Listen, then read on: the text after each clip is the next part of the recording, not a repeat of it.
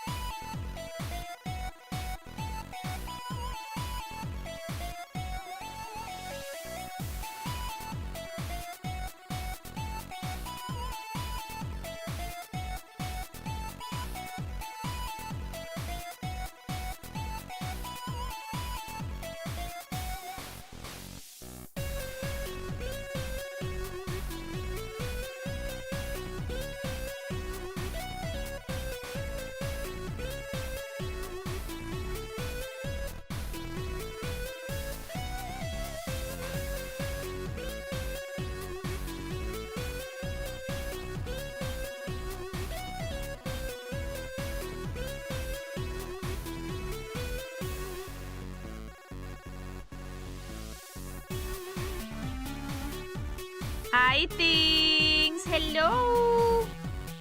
We're back. It's going good. It's going good. How are you guys doing? Hi.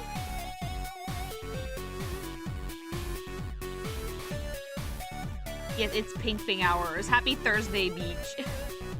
Outside hot. Yeah, I went down a little bit ago. It's disgusting. I'm doing all right. I'm doing good. Just made myself some homemade Reese's peanut butter cups, of which I had to fight every bone in my body to not eat the whole tray.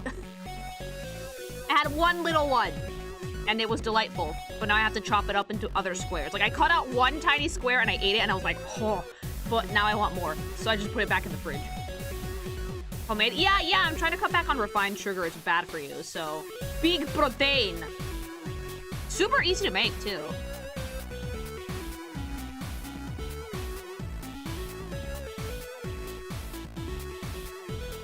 I think it's like 30 degrees Celsius right now. Yeah, and like this is usually what heat in Spain is like, fun fact. Like when I was a kid and I used to come here like every other summer, it was like this. It was like 30 degrees Celsius. It was like, it's hot, but you can tank it with a fan, you know?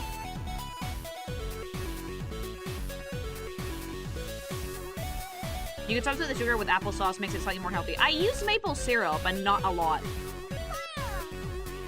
One is in one whole tree? No, one little baby square. It was like an inch across.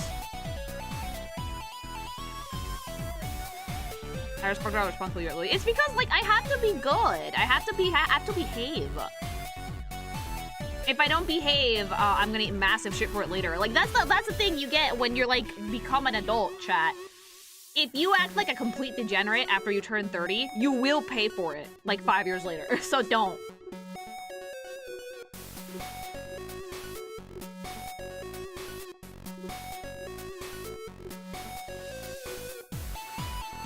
Hi.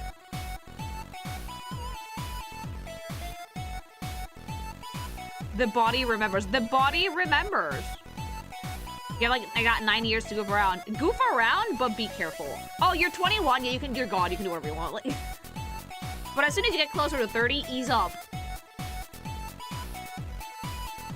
No, refined sugars are super sneaky because they're in everything. Everything, mama. Like soda, juice, any type of flour. Like I had to fucking like toss shit right out of my pantry. Like nope. I'm turning 32 tomorrow. Oh, it begins. Yeah, when you're 21, you're still made of like Play-Doh and dreams, so you can basically tank anything.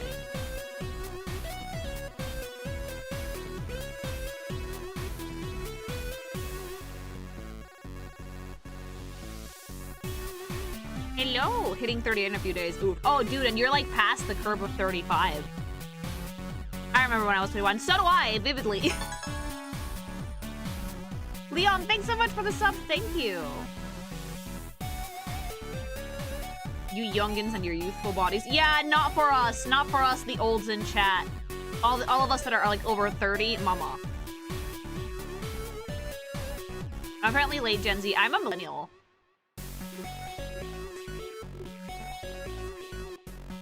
I woke up with back pain is over for me. Oh, you're so boned.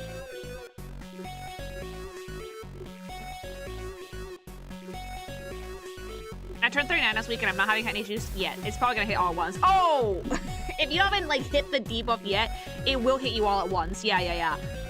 The thing about getting older is that it's not like a gradual thing. It just randomly hits you in the face like a truck.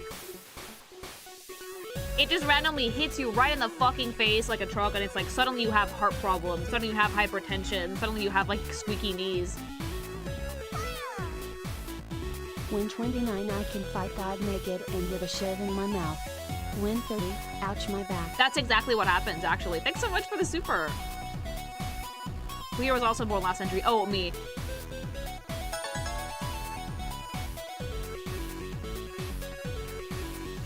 The Mr. Bean intro sequence where he falls in the sky except you don't get up afterward. That's the post-30 meta. Yeah, basically. Thanks so much for the sub. Yeah.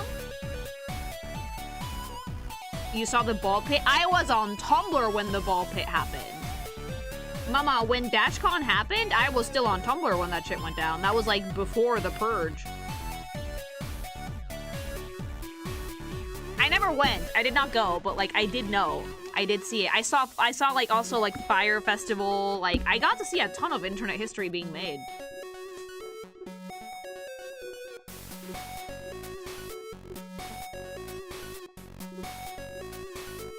I keep watching these VTubers who are young enough to not have been alive when the fucking towers fell, and I'm like, what am I doing with my life? It's so fucking funny whenever like I interact with like a younger VTuber that they're like, oh wait, when did you start playing Pokemon? I was like, oh, when I was like 25, and they were like, it's like, and then they realize suddenly that I'm old, and it's like, yeah.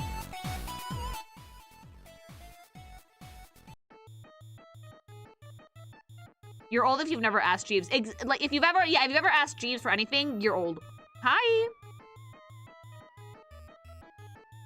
I only know about the ball pit incident, like surface stuff, and I don't know about the deeper shit. The internet historian video goes into it pretty well. You do give a late 20s vibe. That's because like my soul is younger than my body. I also don't look my age, which is very funny because I have a twin sister who looks 10 years older than me. People assume I'm in my 20s all the time, and I'm like, Mom, nah, Mama, I'm 30. I'm just like, take good care of my skin. Oh yeah, I went through AOL Messenger. I went through like MSN, MySpace, Neopets, all that shit. I can't be a hag, I'm a MILF because I'm having a kid. If I was a hag, I would not have any children, or I would be over the age of 40. I am 30 and I am having a baby, so I'm good. I did go through dial-up, yeah. Skype was low-quality Discord. I had Skype groups right up until like 2016. Gaia Online, oh yeah.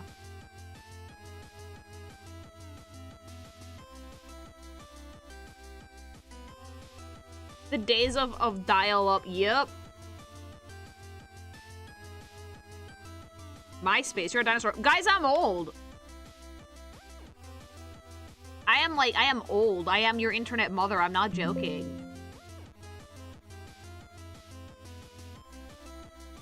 Oh, I played Pokemon First Gen when Let's Go Eevee came out. I didn't play it when the game first came out. My mom didn't let me play them when they were, like, new. You're the man now, dog. Thank you.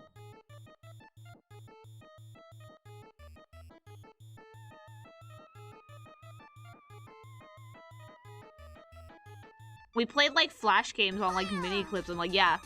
Just watched the Racing Miku VOD. Agreed with a lot of your takes. Thank you. Ever consider doing a Snow Miku review? Those designs are better emo. Oh, I want to review all the Mikus because there's so many of them. Thanks so much for the super. I'm saving that one for when I come back.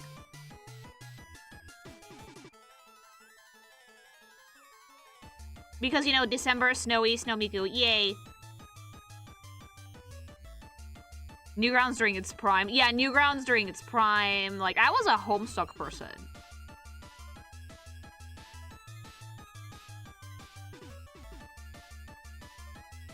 Oh, I started Splatoon Raiders yesterday. I'm not streaming that one. Pretty fun so far. I like Deep Cut. They're dorks.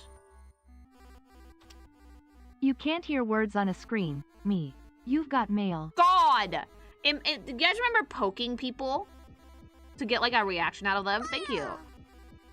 Please stop. I'm almost 40 and you make me feel older with every sentence, lol. Being old is a mindset. Being old is a mindset. I feel way younger than I actually am because I feel like I act like a young person. Sometimes. Thank you.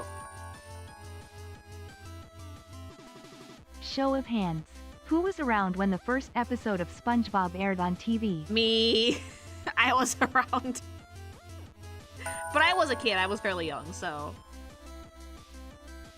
I'm imagining older Gen Alphas feeling old when Gen Beta asks what an iPad is. Guys, no cap. A lot of Gen Zers are actually looking to buy iPhones. Because they're tired of, like, their phones having, like, apps like Spotify that just throw ads at them constantly. And I'm just sitting here like, I should get myself an iPhone, because I bought hubby an iPhone for a present a few years ago. I need one. iPod, rather. Sorry, not iPhone. I need an iPod, because iPods is just music and that's it. Hi!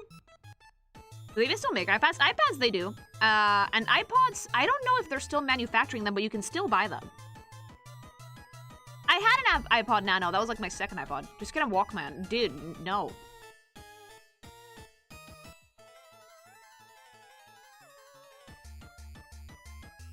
I still have my Zoom, but I'm scared to charge it so it won't, because lets it blow up. Oh, dude, yeah, because the old ones used to explode, yeah. Oh, speaking of Walkman, I finally finished Mixtape.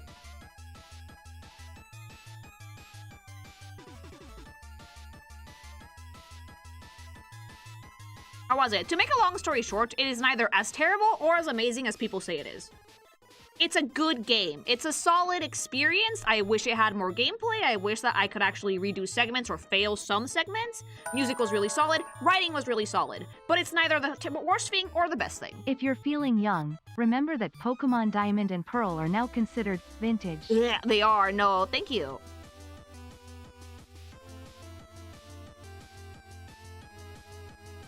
It's not a 10 out of 10, but it's also not the worst thing that's ever happened to gaming. You know, like...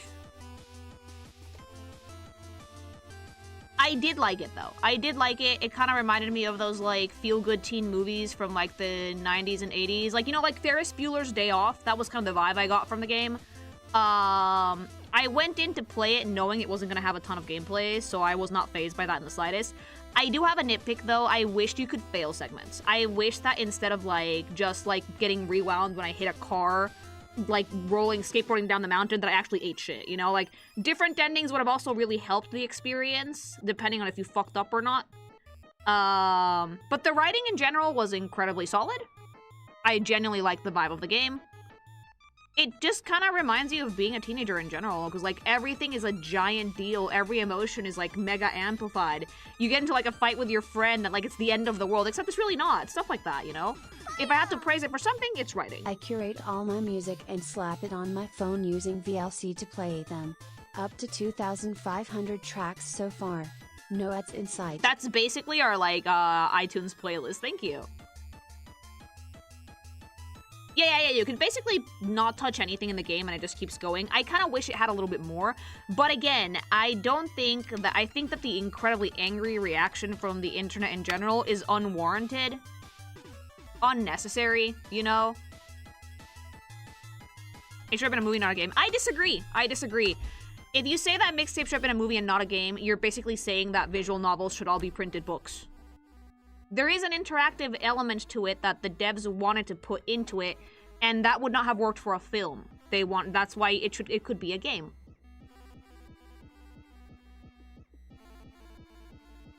I never understood the hate it got. I know why people hate it. It's because the game journals and the critics gave it really high scores.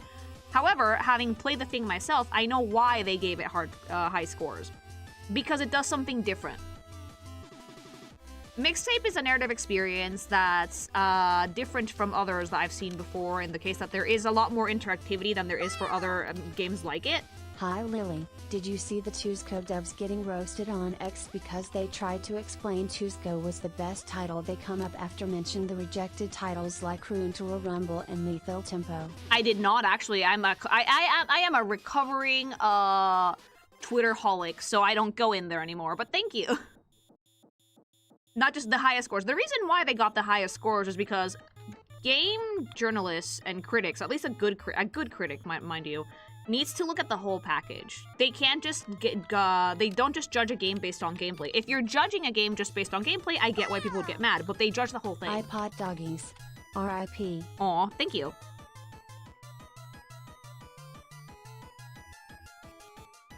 So, Mixtape, what it excels at is narrative. Because let me tell you this, the art style is uggo. I have no qualm saying this. The 3D is really ugly. The illustrations look really nice, but the 3D in the game I did not like. I liked it in the settings, but the people all looked so chopped. You know? But I think that usually when there's two groups of people, and one group says it's amazing, best thing I've ever played, and the other group says it's dog shit, worst experience ever, their real answer lies somewhere in the middle. You know? The real answer is somewhere in the middle. When I say chopped, I don't mean like ugly people, like realistic ugly. I mean that the art style just felt weird.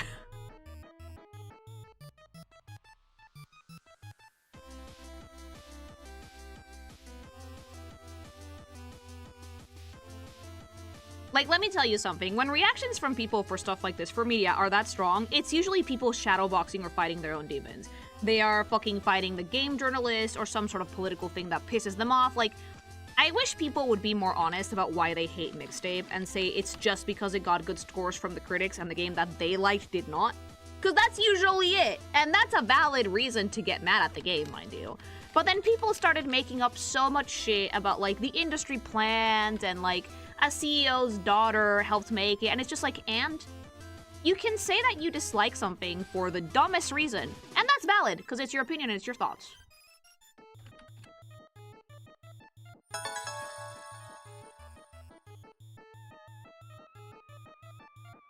To some people, video games are three things: shooty shoot games, FIFA, Madden Bros, and mobile stuff. Anything outside of that is woke. Or not a game. But those are the Eldritch people who see Tongue video Duel. games as just toys. Thank you, by the way. Oh, the Eldritch Tongue thing was really funny. I'm sorry, that one made me laugh.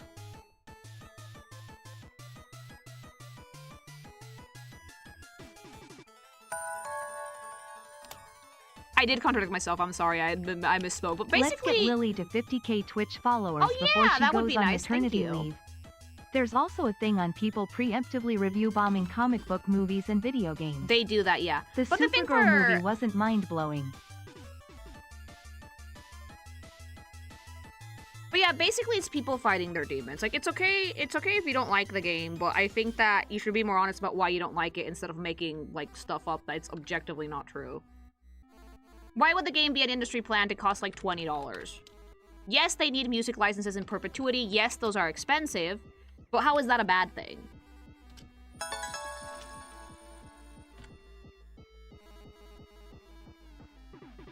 No, months thanks so of much the for the great sub. pink one. Thank you for the good time.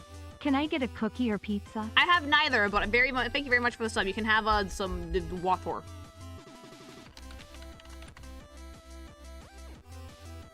I like the end, so I never got the not a game argument. I just didn't like the characters. Yeah, exactly. I did not like the art style, and I wish that there was a bit more gameplay, but I knew what I signed up for. I enjoyed other things about it. The lower price is the biggest clue to it not being an industry plant. If it was, they would have listed at $40 or $60 because corporate greed. Yeah, and then I would have been like, yo, what the fuck? This game is not worth that much.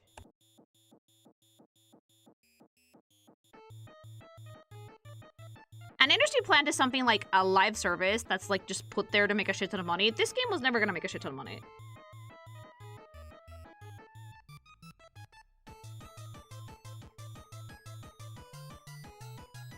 Or like when a studio's trying to push a game to make it a franchise, like there's no such thing as the mixtape franchise. It's kind of like what Sony's trying so hard to do with Horizon. They're trying to make Horizon an industry plant, but like people aren't having it anymore.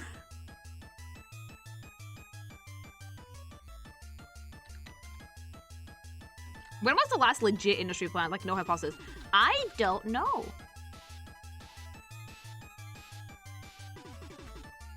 But yeah, I think that, like, when the two opinions are super extreme, people are just fighting their demons, and you should play the game yourself and see if you like it or not.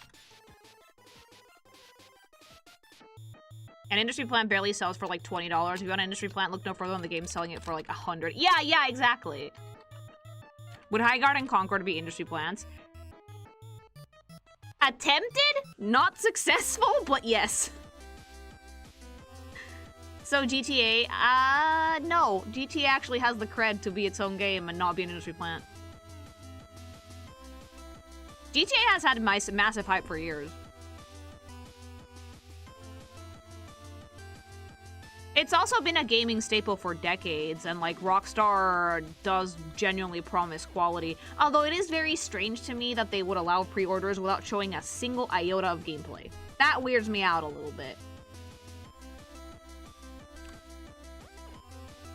I feel like at this point, like this late in the game, we should see some gameplay before the game is out.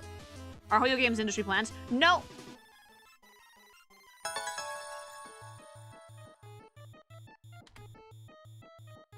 As someone who is keeping track of the love and deep space drama, my favorite part so far is all of the longtime Otome game fans making fun of the lad's drama. We are truly not so different from each other. No, and that game is going down, like, in flames, unfortunately. Thank you so much for the sub. But yeah, like, the thing about an industry plan is that it's a game that's artificially made successful, or they try to artificially make it successful. It's not something that people actually want. Right? Many people have already pre-ordered without seeing gameplay. I like to err on the side of caution when it comes to stuff like that. Like, I know we love Rockstar, and I know that GTA 5 was really, really, really, really solid, but that's a gigantic red flag to me. Why don't you have any gameplay to show me? At all. It's just a bit odd. Alright. Okay, so we have 2 segments to do today, so we might as well get started, right? Thank you. So today, I want to talk about something that I'm actually fairly passionate about. If you guys know anything about me, you will know 2 things. I am a coward. A gigantic coward. But I am also a fan of the paranormal, and I am an artist myself. So I thought to myself, let's do something fun today. You know how, like, if you've ever been to an older person's house and they have a lot of paintings, there's always, like, that one painting that you look at it, and it just makes you feel funny on the inside? I was like, are there some actual cases of some real norois, some real cursed paintings out there? And if so, why? So I went into research mode. And apparently there are several cases of paintings being, at the very least allegedly, cursed to shit. So I want to talk about a few of them today, like 14 paintings, give or take, and kind of like see, we're gonna do this on like a few metrics, okay? 1, what does the painting look like? 2, what is the alleged curse behind the painting? 3, would you put that shit in your house, yes or no? Okay? We are going to see some paintings that look normal, some that look ooky spooky, some that might not look ooky spooky, but they all have some sort of paranormal activity related to them. And these are like real.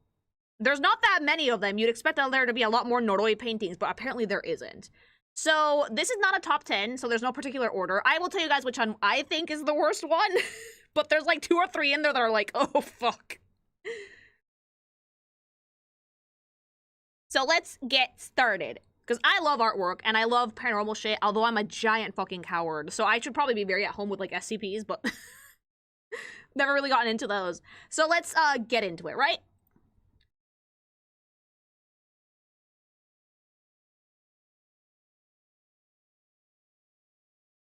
So we begin with painting number 1, which is probably the one that has the most internet notoriety. This is called The Hands Resist Them.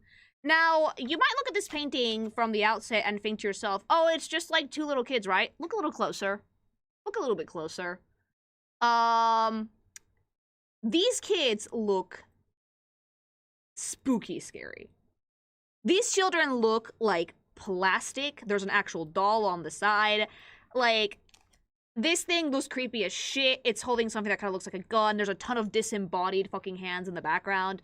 And the painting's history is actually phenomenal. This was actually painted by Bill Storham, who I think is a British artist, right? So the legend for this painting started on like an eBay auction in like the 2000s, which the previous owner of the painting was like, let me tell you something. Let me tell you something. I'm not insane, I swear to God. Yeah. And he talks about how he got this painting. I don't remember if it was from a gallery, or if he just bought it from a random person, and he hung it up in his house. And ever since then, weird shit started happening, right? He started hearing, like, knocking noises at night, and, like, his kid almost fell down the stairs one time, and he actually blamed the painting. Like, his kid started saying, hey, the kids in the painting move. And, like, the dad didn't really believe it at first, but then he started hearing a ton of weird shit in his house, and it all started when the painting got there. And so he was like, I need the shit out of my house. Out. Get the fuck out. I don't want it. So he put it on eBay. And he put it on eBay with the whole insane story, right? And someone actually did buy it. And he was like, no refunds, no takebacks. I don't want this shit in my house. Because apparently, what people speculate, because people have actually altered the color of the painting to show all the hands in the background, to show the fact that like the little girl is actually kind of holding something that looks like a gun. people speculate that the doll in the painting forces the little boy to come out of the painting and cause trouble in the real world, right? So it's like some real fucking haunted house bullshit. And it's really funny because the artist knows about this, and the artist is like, well, that wasn't the intention at all. He's leaned into the notoriety about it, and he actually, like, takes it with, like, a good sense of humor. But, unfortunately, it does seem like there might be something ooky spooky about this painting, because the guy who sold it was like, this shit stopped as soon as it was out of my house. You know? Absolutely terrifying. So, now we know what it looks like. We know what the noroi is. But, let's go into some art analysis here. I do find this painting genuinely unsettling. Genuinely. And it's because of something called the uncanny valley, okay? From far away, you're seeing what looks like two children. If you saw this in a gallery, you would think that, like, oh, it's just two kids standing in front of, like, a glass window, right? Wrong! The closer you get, the more uneasy you will feel. This painting actually makes me feel super, like, ugh. Because if you look at the faces of the doll and the child, they're, like, strangely blank. Almost plasticky. Like, the kid barely has eyebrows. He seems to have two little dark circles instead of eyes. He's, like, squinting in the sun, but it doesn't quite look like he's all there, you know? The face is weirdly super smooth. And he looks tense. Fairly tense, which for a child is not easy to fucking convey that body language. But, like, look at how he's, like, low-key clutching his shorts. And then when you zoom into the little girl, you realize it's actually a doll. And it's a doll that looks, like, incredibly sad, but also super sinister, like... And she's pointing something at the little boy, which at first I thought it was the back of the window, but people have actually speculated that it's something that, like, resembles a weapon, right? And Uncanny Valley is really funny because the more human something looks, but the less it feels, the more it's scary. And part of the reason why the original owner probably had a lot of these issues is because the painting itself looks unsettling. And now imagine you start hearing, like, noises in your house, and your kids say that they saw the painting move. Kids have super overactive imaginations. You're gonna think, like, nope, no, absolutely not, no. And then if you want to add another element of, oh god, why? The disembodied hands in the window, there's actually a lot more than what you guys can see. People have actually altered the brightness of the painting, and you can actually see more in there. It's horrifying in the best way. And again, it's super funny because the artist, like, did not at all intend to make something this ooky spooky, but for some reason, he fucking nailed it. It's a solid composition, like, the door is framing the kids really well. And it's pure daylight, but, like, the aura of darkness in the background makes it look so unsettling. Knowing all of this, would you put this shit in your house? I must say, fuck no. Absolutely not. Not particularly with the noroi, because it looks so creepy. No. I would, if you would put this in your house, you are a braver man than me, or woman, okay? Like, that's going straight to the dumpster. What if you burn it and then, like, the noroi follows you? You know? I don't want creepy shit in my house. This is, like, and this is one of the ones that looks creepy. There's some that don't look that creepy. Not a million years. I'm a coward, but at least I'm still alive. I'm also a coward, but I find the idea of an art piece being cursed really fascinating, because as an artist, you kind of have to put, like, intent into your work, right? And it's so fucking funny because, like, the painter, like, Bill was like, well, that was not at all the intention, but, like, he did like to paint stuff that had to do with, like, difficult childhoods, so maybe that's what transmitted into this painting, you know? It's a super fucking creepy one, and this one actually started as, like, one of the first internet urban legends, because the whole thing went down on eBay. I don't know if the listing is still up, but you can probably find the full story on Reddit. It's definitely worth a read. Let me see if I can find the listing. It should be gone at this point because they did actually get sold, but the full, like, story is on Reddit.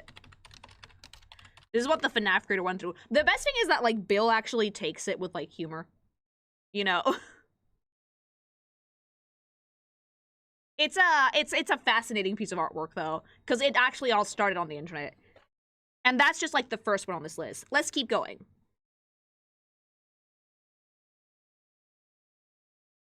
This next one is called The Crying Boy by Giovanni Bragolin. Now, this one's actually part of a set of paintings, a lot of which got made into prints.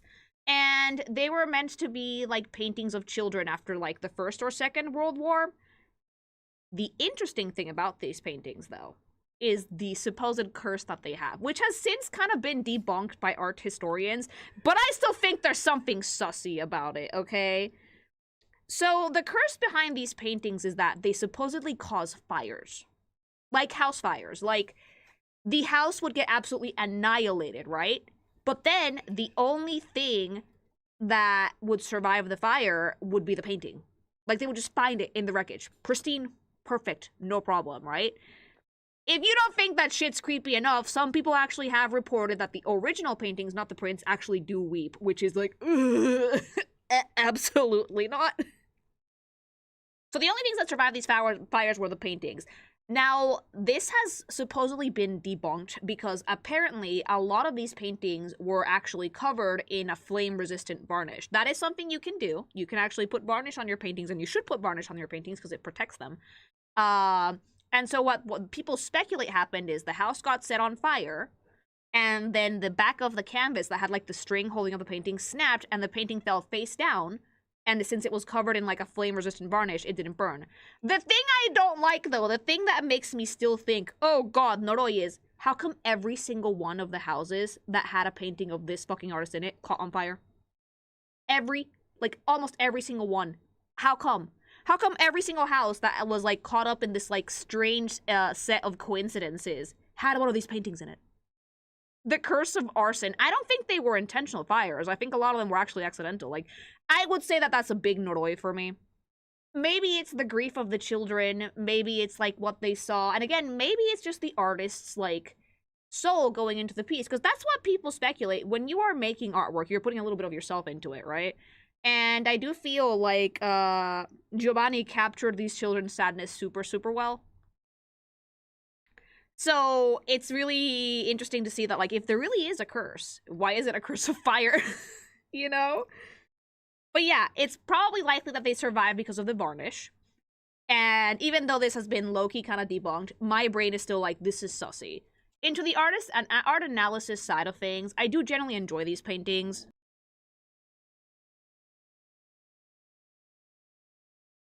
I would say the thing that makes these unsettlings for me is just how sad the child looks. And the fact that, like, you cannot look away from their eyes. Like, it is the true focal point of the piece, is their eyes, and you can very clearly see the tears. So, like, it's one of those paintings that, like, makes you feel sorrow immediately when you look at it, and that already makes it a little bit more unsettling than your run-of-the-mill painting. You know? Would I hang one of these up in my house? No, I would not appreciate my apartment being set on fire, actually. Not even a little bit. The red eyes and tears are so well rendered too. And again, this is part of a set. The Crying Boy was like a set of paintings. It wasn't just this one. They were like different ones, but this is the most famous one. Just a little fire for fun. No, thank you. They do make mass-produced prints. Let's get you one, Lily. I think that the prints are immune to the Noroi. I think the thing that really got them was like the actual paintings. There's many better options than this nobody staring at you. Yeah. But, like, here's the thing, though, chat. Even if it wasn't, like, Noroi to filth, why the fuck would you have a painting of a crying child in your house? Like, do you enjoy the child's misery? What? It's kind of a self-report that you like to fucking see children cry. That's so mean.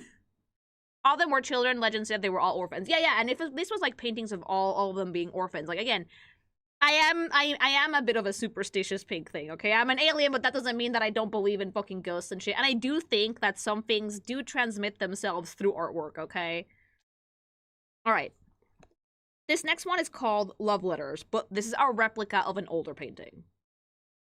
Now, this looks, on the outset, like a pretty sweet little painting, right? It's a little girl holding some flowers and a love letter, right? Adorable, yes? Well... So, this is a replica of a painting by Charles Trevor Garland. The actual maker of this painting is called Richard King.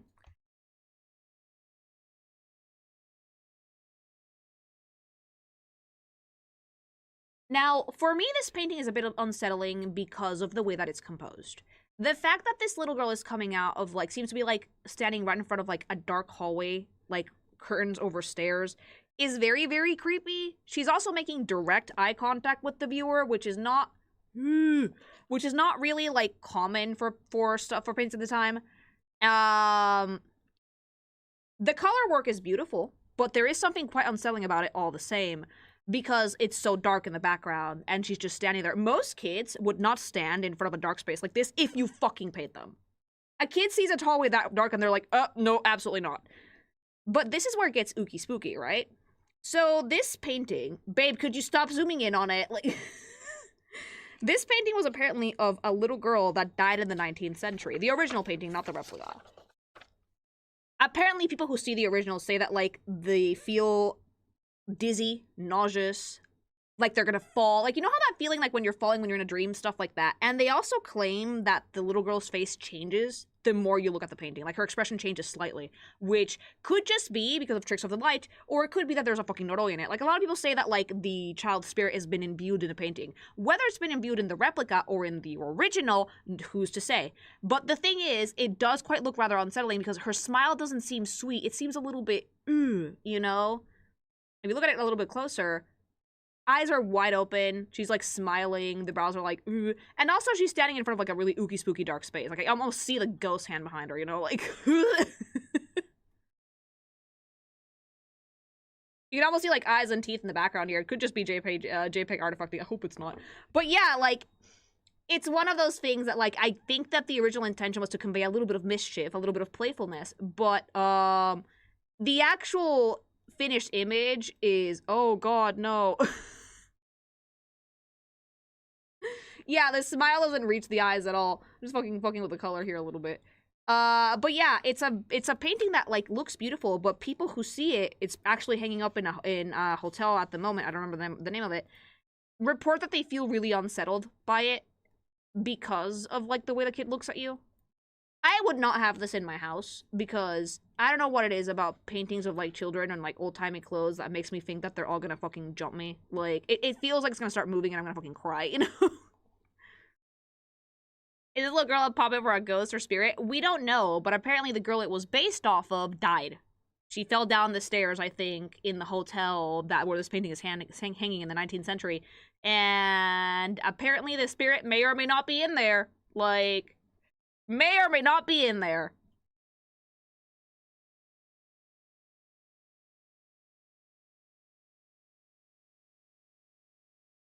Okay, this next one I think is arguably the worst one. Like, the worst one, I'm sorry. Like, well, there's two that are the worst ones. This one, another one. This one is called The Anguish Man. Now, this was probably the best shot I could get of this painting, which is a recreation, because the OG picture of it is tiny, super tiny. Oh, God. Yeah, just get it. Yeah, okay, yeah. You guys want to hear why this is the worst one? So, the story of this painting is actually horrifying, right? Let me give you my analysis other than, oh God, no, right? So this is actually painted in a way that is really meant to, like, unsettle you. It's hitting the uncanny valley hard, okay? Hard fucking core! Like, I see this shit and I'm shuddering, alright? Like, there's no eyes, there's, like, melted teeth, like a gaping hole in the mouth. The whole thing is done in, like, a very fiery orange and, like, yellow. And if you see, like, the OG painting, the brushwork is super rough. Almost like it's, like, dry brushed in places. It's texturized. Looks really weathered and really worn. It's done in, like, colors that really pop against each other, like the orange and the blue. And the main thing you see is that, like, you can definitely see the, like, in that man's face, right? As you look at the painting. Part of the reason why it has such intense colors, and get this, apparently the owner of this painting got it from their grandmother, inherited. And their grandmother had it in her basement because, and I quote, it was evil. Okay? When your fucking Meemaw tells you that a painting is evil, you don't hang it up in your house. Okay? You do not hang that up in their house. Because apparently the artist who made it, we don't know who made this, by the way. Unknown artist, completely. They allegedly mixed their own blood into the paint. People have studied it. Art historians have studied it. There is red blood cells in this. And then he topped himself. Yup. So when the owner got it, right, they put it in their house. And they were like, well, I'm not gonna hide it, because, like, it's just a painting, whatever, right? No. The owner claimed to have heard loud noises, doors slamming, things falling, things moving on their own, like real poltergeist fucking paranormal fucking activity behavior when he had this in the house. Okay? Thanks, I hate it. Yeah, because apparently, this artist didn't just fucking paint anguish, he put himself in the painting quite literally. I believe that this might have been part of the inspiration for the film Velvet Buzzsaw, which was on Netflix, which was about an artist who made a bunch of paintings and mixed his blood into it, and then when he died, because he also topped himself, anybody who tried to, like, profit off his paintings met a horrible fate, right? Now, the owner of the painting is thankfully fine, and he refuses to sell it, but he does say that it causes quite a bit of ruckus. And again, this was the best picture I can take. This is a recreation. The OG one is somewhere on the internet. It's kind of hard to get a hold of. But if you see, like, the actual texture and weathering on this thing, you will cry, you know? Why not put it away from the house? I think he keeps it in storage. I would not hang this up if you fucking paid me, though. Like, this is noroi as fuck. But this one, for me, is one of the worst ones. Okay, the next one's kind of wholesome, though. The next one's kind of wholesome. Like, wholesome noroi. This one is called The Portrait of Bernardo de Galvez. Now, this actually looks like a pretty normal painting on its own, right? It's a pretty standard, like, fucking 19th to 18th century portrait. Beautiful oil work, nicely composed, a nice regal face. Not very creepy. I will say this is one of the ones that doesn't look creepy at all. It's actually fairly cool.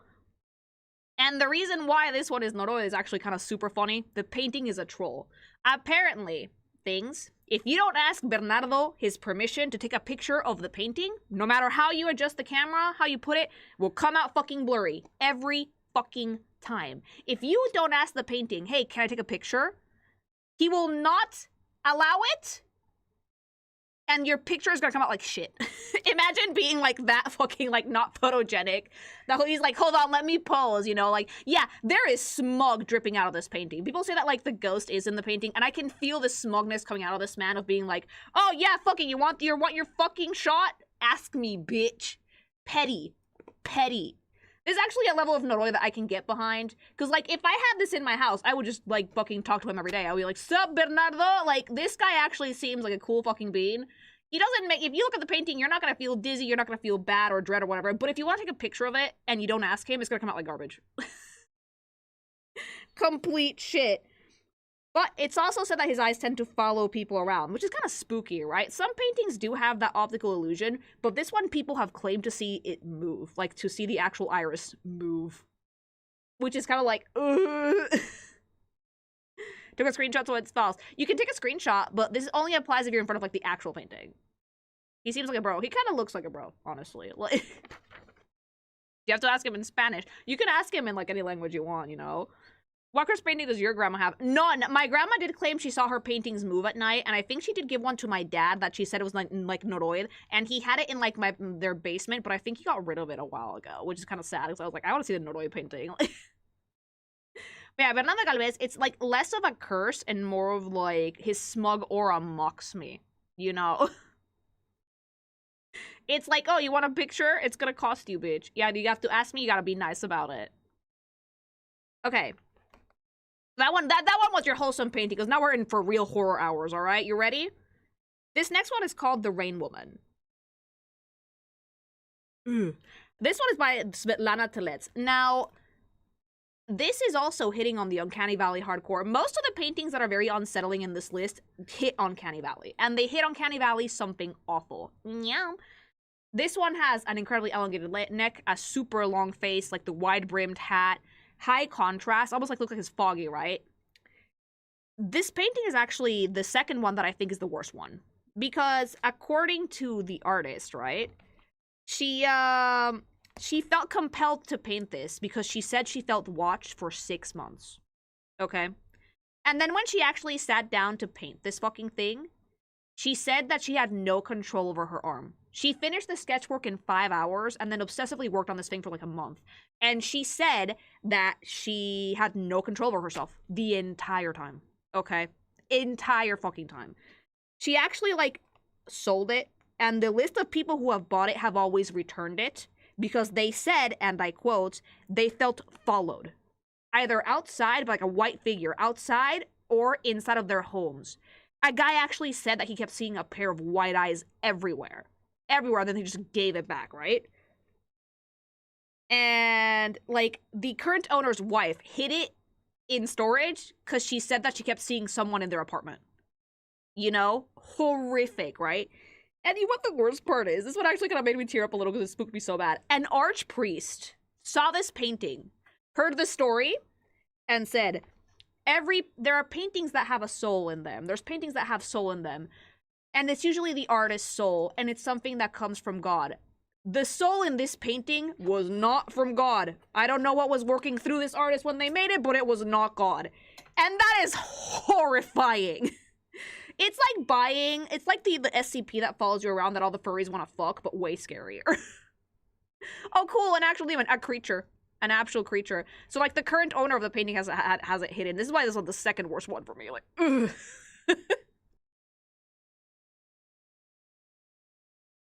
Alright, I need to fucking stop looking at this. This one gives me such heebie-jeebies. Baby, please don't zoom in. It's so creepy.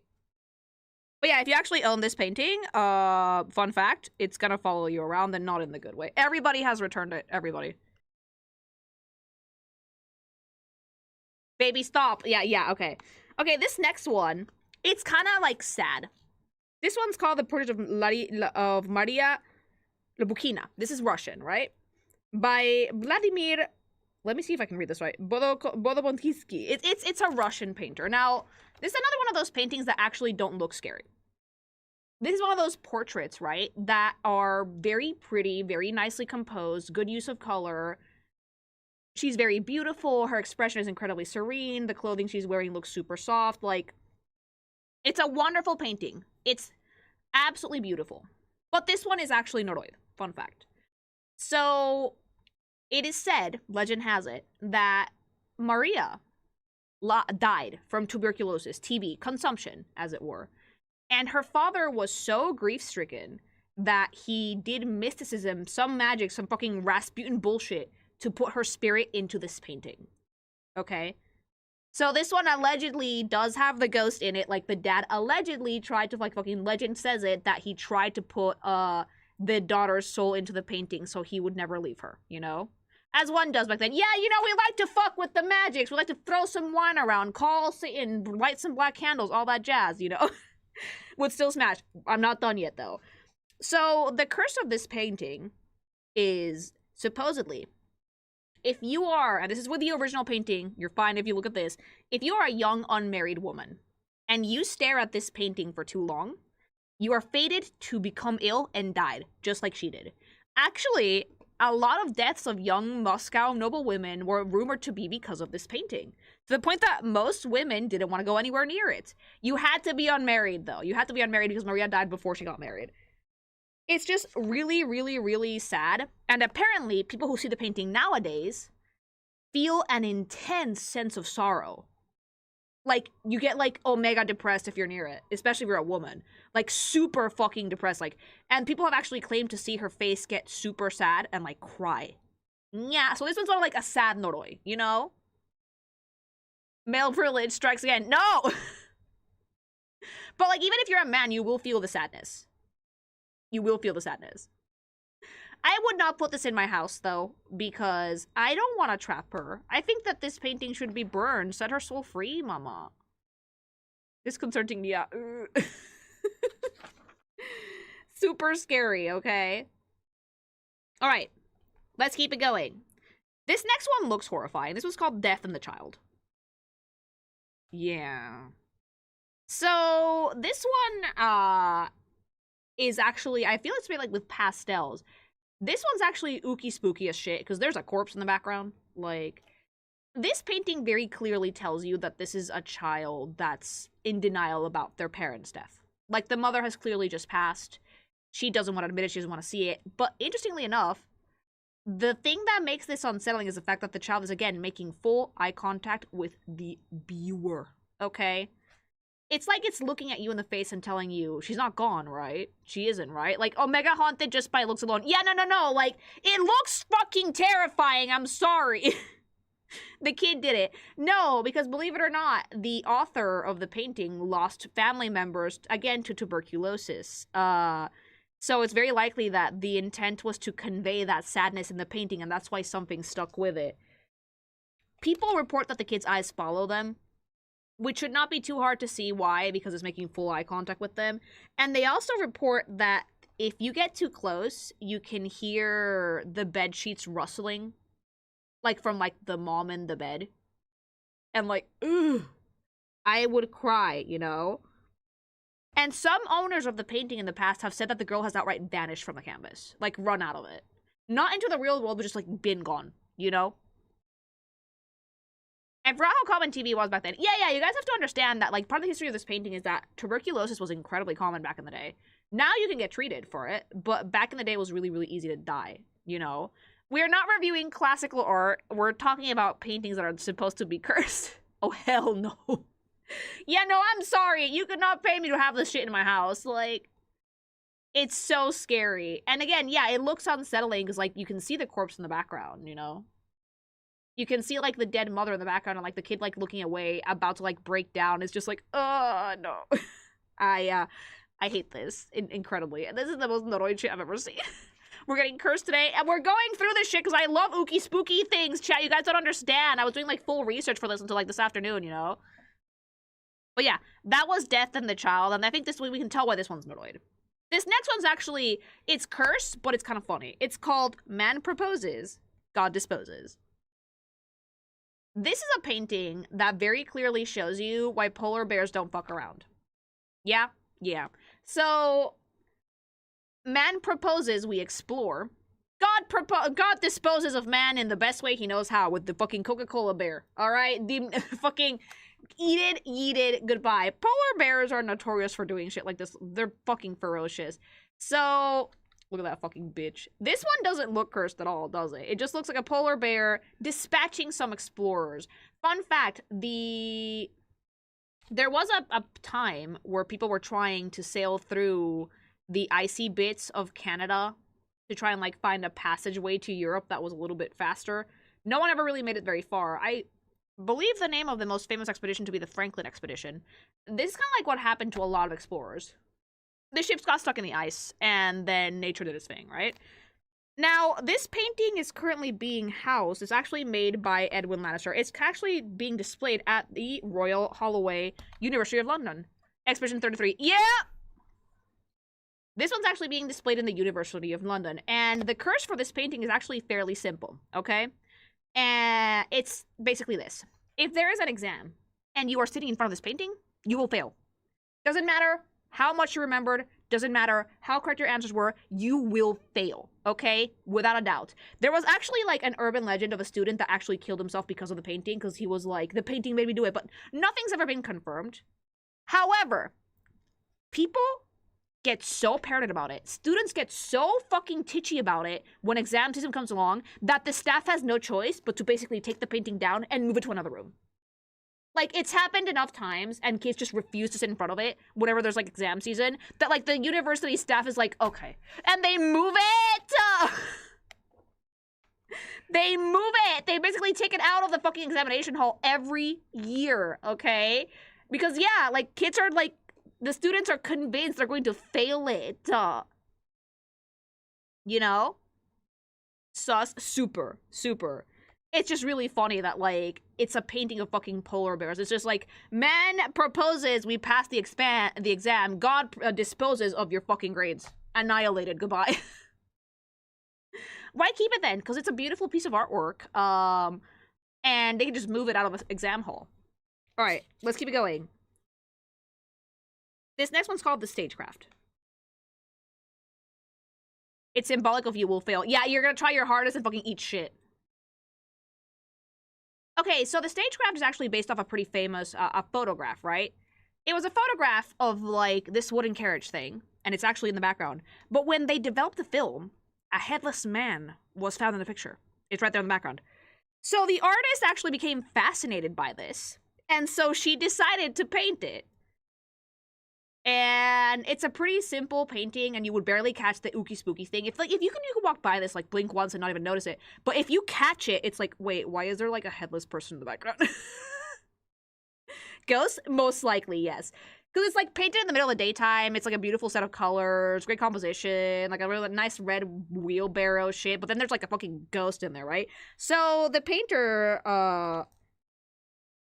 actually was like, well, I made this, right? And then I hung it up in my office, but weird shit started happening in her office. Like, she claimed that things kept falling over. There was like weird water leaks, a ton of water damage, and like every time she hung it up in her office, every day the painting was like crooked or almost about to fall off the wall. They would fix it. Every day they would come back and the painting would be crooked again, you know? And it's really, really funny because as soon as she took the painting down, all of the weird noises and creaking and shit stopped. And she did say, if I had the chance to paint this again, I would not do it. Because apparently there's poltergeist-ass behavior from this painting, you know? Why are ghosts such assholes anyway? Because they don't like being trapped in fucking paintings. Imagine making a painting on that motherfucker gets haunted. Yeah, like, her intent was not that. She wanted to recreate the picture she saw because it was super fucking creepy. But apparently, the spirit liked the painting and I just went to fucking hide in there, you know? Trolled by the dead. She says she regrets making it because it creeps her out so bad. But yeah, things falling over, water damage, a ton of noises, especially at night. So she's like, yeah, I would kind of get rid of this. I don't know if anybody owns this painting besides the lady or if anybody has bought it, but it's one of those things that, like, it looks like a normal painting, and then you look closer, and it's not. I would also not put this in my house. Absolutely not. Okay, this next one, if you know some things about history, you might actually know who this is. This is Pogo the Clown. Now, the artistic merit in this is not much. It's very simple, it's very crude. But if you know anything about serial killer history, you will know exactly who this is. Yep. This, my friends, and my fetuses that don't know about true crime, is John Wayne Gacy. One of the most notorious and prolific serial killers in America's history. Who basically annihilated twinks, not in the good way, and then murdered them and buried them in his crawl space. But during the daytime, he was like a notable public figure. He was like a politician, and he used to dress up as a clown for children's birthday parties. Now, this painting was actually... Yeah, but I'm not gonna say that because YouTube is gonna fucking gank me, okay? It's PDF energy, okay? Let's just leave it at that. Wait, if you need to censor any of that, do it, please. This could get us age restricted. But the thing is, this painting was actually made when John Wayne Gacy was in prison. On death row. He did all this in my neighborhood, like half a mile from where I live now. Oh, my condolences. So this painting was actually made when he was in death row. Because he took up painting as a hobby. He never expressed remorse. The dude actually said he wasn't guilty the entire fucking time. Like, yeah, this is the guy who inspired the scary clowns, okay? And one of the paintings that he made was this. When he was about to go, get murked, because rightfully so, they actually auctioned off most of his paintings. Now, a lot of the victims' families bought them and burned them, right? And this one, the guy who bought it decided that he was not going to display it because, and I quote, he felt malicious energy coming out of it. Allegedly, there were a few accidents surrounding people who interacted with this painting as well before it was actually, like, bought. There's some people who like to say that, like, there's a little bit of, like, the noroi of John Wayne Gacy in it. But it's one of those things that looks innocuous, right? But if you know the story, you know it's anything but. Because a lot of the times when he would commit these crimes, he was using the clown costume. Like... So yeah, this is one of those paintings that it's cursed, not so much the painting itself, although some people do allege that it is cursed, but because of the story behind it. And it's, terrible. It's awful. I hate this so much. It's horrifying, it really is. And again, it's one of those paintings that, like, the owner refuses to put it up anywhere because he says he feels, and I quote, malicious energy coming out of it. And yeah, no! No! Why does it remind me of the KFC Clown Killer? Because the KFC Clown Killer was likely inspired by John Wayne Gacy. Terrible, okay? Alright, this next one is called Portrait of a Woman by Juan Luna.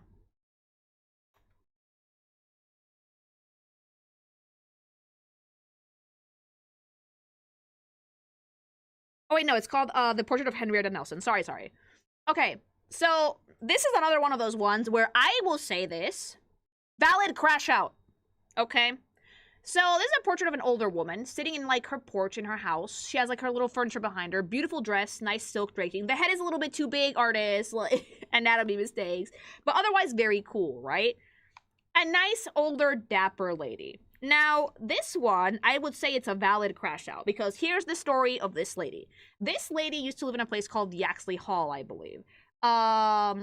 In somewhere in England, and she tragically died one day when she fell down the stairs. Now, she was buried on a mausoleum in her property, as she requested, as she wanted. And everything was fine and dandy until new owners came, because they bought the estate, and they tore it down! They tore down her grave. They tore down her mausoleum. And what did she do? She got fucking pissed. She got fucking pissed, and you know what? Fucking valid crash out. Because ever since then, okay, people have said that this ghost follows the painting. Almost like, since it no longer had a place to rest, it went into the painting. And apparently the face changed shape and gets distorted, and people have said that they see a pale figure wearing this exact outfit just patrolling the grounds of where she used to live or wherever the painting is currently housed. I will say this. This is a Noroi that is justified. This old woman is completely justified in cursing the fuck out of these people because, like, why would you tear down her mausoleum? Why would you destroy it like that? Yeah, that is a haunting that is valid, you know? Like, why would you do that? Agreed. Like... On the way, madam. So sorry that happened. That's one of the few ones where, like, instead of being like, what the fuck, why are you Noroing me? It's like, no, you deserve to get Noroid because why would you do that? Valid crash out from Henrietta. I'm sorry. Completely valid. Super valid. I do think that, like, I do hope that she can rest in peace someday, but, like, until then, someone rebuilds her fucking mausoleum. She's stuck on that painting and she's gonna make your life hell. She's gonna make it your problem. But it's very, very funny because, like, people just see her face distort. And people have seen, like, the ghost. But other than that, she's pretty harmless, you know? I don't understand how you could be like, yeah, lady's buried here, and then be like, send the cranes. Like, yeah, what the fuck? Like, what's wrong with people? Why would you annihilate someone's resting place like that? Wait, didn't we learn our lesson from all the times we built on top of Native American graves? No. Apparently not. Apparently not. If I owned the painting, I would make her a proper altar and a tiny mausoleum to help her rest. Yeah, exactly. Like, if I had this painting in my house, I would be like, let's go build you a proper grave, mama. You know? Let's go build you a proper grave. And this one is one of the ones that I say that, like, the Noroi is valid. It's kind of like the Bernardo de Galvez was like, yeah, smug motherfucker. Okay. This next one's called Portrait of a Woman by Juan Luna. Now, this is another one of those paintings that does not at all look Noroi. This is actually a beautiful painting. Her face is super serene. The cloth is super nice. It's very, like, pretty. She has, like, her rosary. Nice, thick black hair. Some nice little color accents here and there. So it looks like a really nice painting, right? Right? Wrong. This painting, according to legend, was the painting of the wife of the painting of Juan Luna, whom, supposedly, he murdered. Okay, let that sink in. The painting of your dead wife that you killed. Alright? Oh god, that backstory. Yep. So, interesting thing about this painting is that everyone who has ever owned it has had some form of misfortune. I am talking car accidents, sudden illness, bankruptcy, miscarriages. You name it, painting has probably done it. Why? Because she was unjustly killed. So why shouldn't you have to go through some bullshit? People have died because of this painting, like this actual fucking car accidents. But the thing that sells to me the fact that this one is Noroi is that when it was like displayed at a gallery in like the 1960s, everything was fine and dandy, right? People were like walking around the exhibition.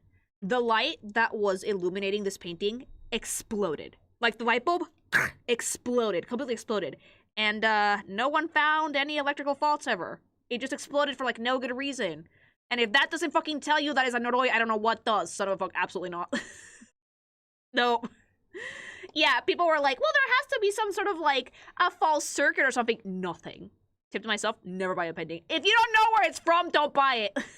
Nope.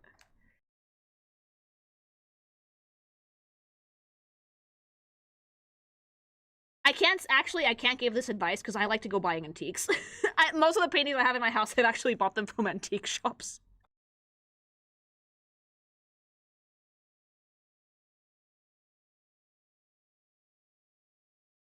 I literally bought like 2 of the paintings I have in my house from like an antique shop that was about to close because the owner was retiring. Like, Lily, what? Don't worry, I checked them for like good vibes. And they both had great vibes. Good, collect all Norois. I'm not collecting Norois because like I have a really beautiful painting, a portrait that's done in like charcoal in my room, which I love. It has never scared me. And then like a little landscape, which has also never scared me.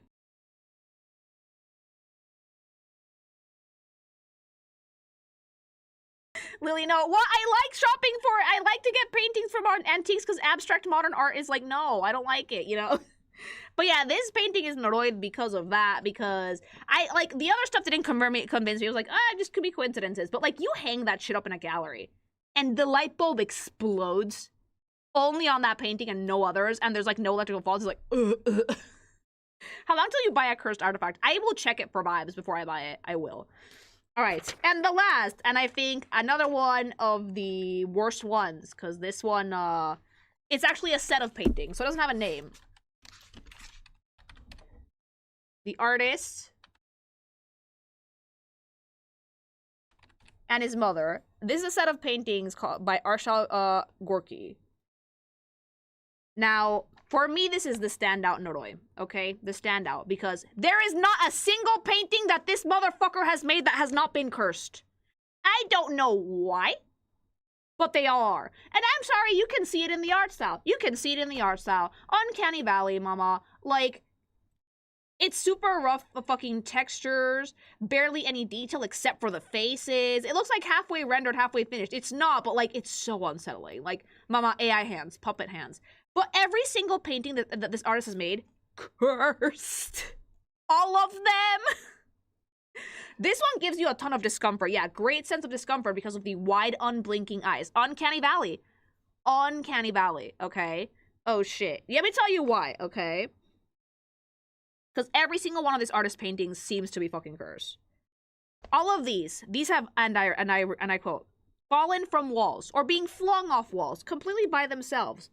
Caught on fire, okay? Spontaneously caught on fire, or just caught on fire in general, and have had ghost sightings attached to them, okay? This one looks chill. It's the worst one. It's one of the worst ones. But the thing that sells the Noroi to me is an American Airlines flight, I don't remember what year, had 15 paintings from this artist in cargo, right? 15. It took off, and it crash landed in a swamp 2 minutes later, killing everybody on board and burning all of the paintings to a crisp. If that doesn't tell you something, I don't know what does. I am sorry. If I ever like saw like his signature or something, I would be like, absolutely not. Even the paintings did not want to continue to exist. Something happened to these paintings. Something happened to this artist. Some intent was put into here that is either dark or downright malicious, but this one is the saddest one because this is the painting that probably has the most casualties, the set of paintings, and the most like widespread Noroi, you know? That tells you a lot. Thank you. Yeah. And it's really, really sad because 87 people died, I believe. Like everyone on the flight, no one survived, and the paintings all got annihilated. Yeah, there we go. 1962, American Airlines Flight 1 carrying 87 passengers, 8 crew members, and 15 abstract paintings by Gorky crashed into a swamp 2 minutes after takeoff and killed everybody on board. That is exactly what happened. Thank you. What entity did this artist piss off? I don't know. I do not know. But I thought that this was the best one to end with because this is probably the strongest fucking evidence of the Noroid paintings. And the worst part is that, like, it's self-perpetuating. So, like, it killed a ton of people. So now more people are pissed at the artist after death or whatever. Sit in that suit. What trauma did they carry? Probably a lot. Probably a lot, okay? Like, maybe a demon appeared to him to ask for his portrait. And he said no, and that demon got salty. Like, yeah. It's a self-sustaining Noroi. And that is all of the paintings I have for you guys today. But if you guys have any more and you can help me track them down, because I thought there were a lot more than these, please tell me in the comments, because I live for ookie spooky shit like this. I love doing research into these types of things, even though it makes me like goosebumps, right? I still really enjoy doing it. If you like this video, like, comment, subscribe. Do you guys want me to talk about more cursed artifacts and, like, the Norois that they give us? Let me know in the comments. And don't forget, if you guys want to fight off the cursed artwork, go try out gsupps. It'll give you the energy to outrun any fucking Noroi, mama. Any fucking Noroi. Every fucking curse that you could fucking imagine, you want to have the energy to outrun it? Here you go. Yeah, but Why? Because we have tons of flavors in tons of different varieties. Such good clean energy. 100 servings per tub. You should have 4 a day, but if you really want to outrun that curse, some people do 6, okay? Don't chug that shit without water, though. It's bad for you. Just make sure that you use code KikiMation at checkout for 10% off your entire order and to not get Noroi, okay? You gotta use my code or you're gonna get Noroi, chat. You can also try the caffeine-free versions if you're not afraid of ghosts, or the AFK if you just want to sleep with that painting in your room and not really worry about it. But you gotta use code KikiMation at checkout for 10% off your order. Alright? Spanish, YouTube ad at the gsupps ad at the start of the video as well, thank you. And with that, that's one segment done. Let me play back some supers and we can start the next one. What if that segment cursed the Vaporeon lewd forever? Don't worry about it. It's not the actual original file. We're dry scooping this bitch. Do not. Victorian demons take a can of gsupps and instantly die. Yeah!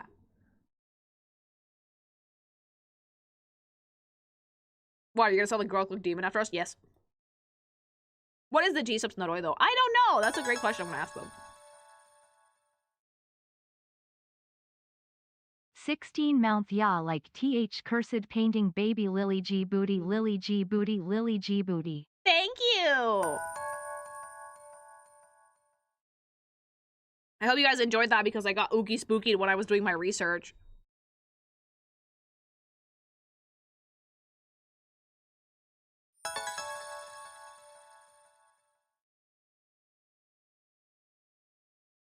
Meow. Don't dry scoop. What if an Noroi on one of your spicy comments randomly? I will appease the ghost by drawing beautiful tits. Can't believe it's been 4 months. Thank you. Did you guys like that little segment? Sometimes I like to do stuff like that because I really like spooky shit. Thank you, I hated that. It was fun though. Yeah. Yay, 9 months of finding out about the word Noroi. Oh yeah, me using Noroi and cursed interchangeably because fuck it.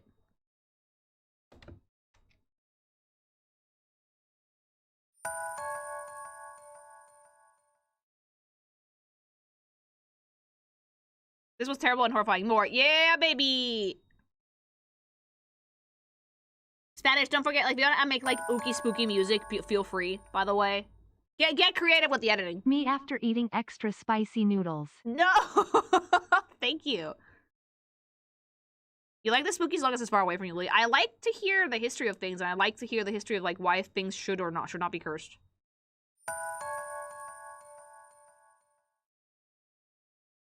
No, I wonder what happens if a trans woman looks at it. Good question. Thank you. The portrait of that face with the blood was just me going outside. It's hot!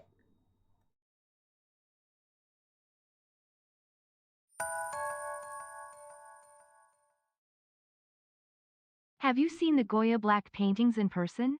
A Pilgrimage to San Isidro is one of the creepiest paintings I've ever seen. No, I it has actually Napoleon haven't. Jump scare. I actually haven't. Thank you.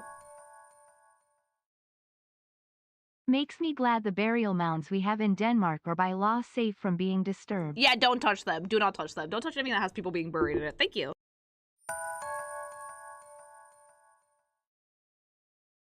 With spirits and entities, respect goes both ways, but just like with people, sometimes they can get pissy and will take it out on anyone around. Yep. Thank you. As some who thrift shops also, I always talk to my new item or whatever comes with it. I'm going to buy this and take care of it. Oh yeah, Please I'm the be same way. civil I'm and like, nice I'm gonna while give you I a have nice it. home. I came in late, only saw 2 paintings and the app crashed 3 times and buffered the second the last painting was revealed. Yeah, they might do that, unfortunately. Do you guys, like, a fun fact, thanks so much for the super. My husband's trying to convince me to make, like, sexy girls out of the abnormalities in Limbus, and I'm like, why? With Cursed I thought more about DeviantArt Cursed, but you couldn't stream that. No, we cannot. Like, we could look at some fetish artwork, but, like, it has to be, like, the tame fetish shit, you know? Thank you. Why not? Because, like, I don't know if I should probably make abnormality girly pops.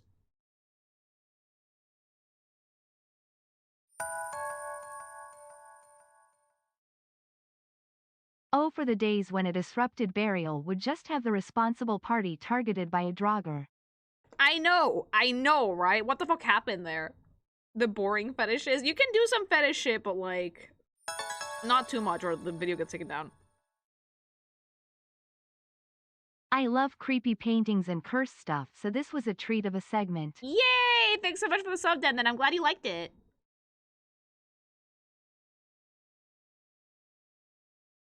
Meow.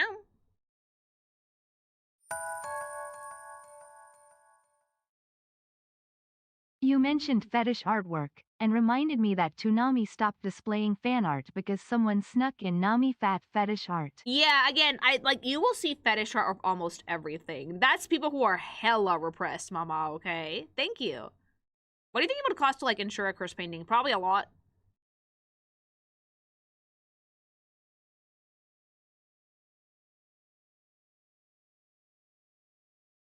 Do you think you could make a hot anime girl version of that Rain Woman painting with a curse transfer? It would. I would probably not touch that. Not with a fucking 10-foot pole. If I do more creepy stuff around Halloween, unfortunately, I'm gonna be gone during Halloween this year because I'm gonna be on maternity leave, but I will try and make stuff that's spooky in September, maybe? Yeah, I can't actually do it in October, sadly, because baby, but we can do stuff in September. Oh, no, I know. Yeah, it's Summerween.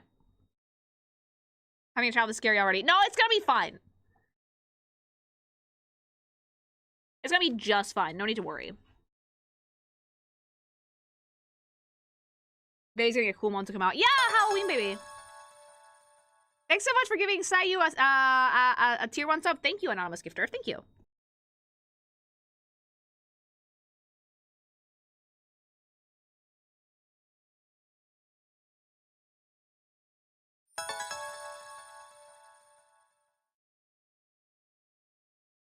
"14 months. The worst part is when clergy agrees something ain't right." That's why the Rain Woman one scared me so bad. Thanks so much for the sub, Shadow Scribble. Yeah, because it's like, oh yeah, God wasn't with you when you painted this. It's like, oh, okay.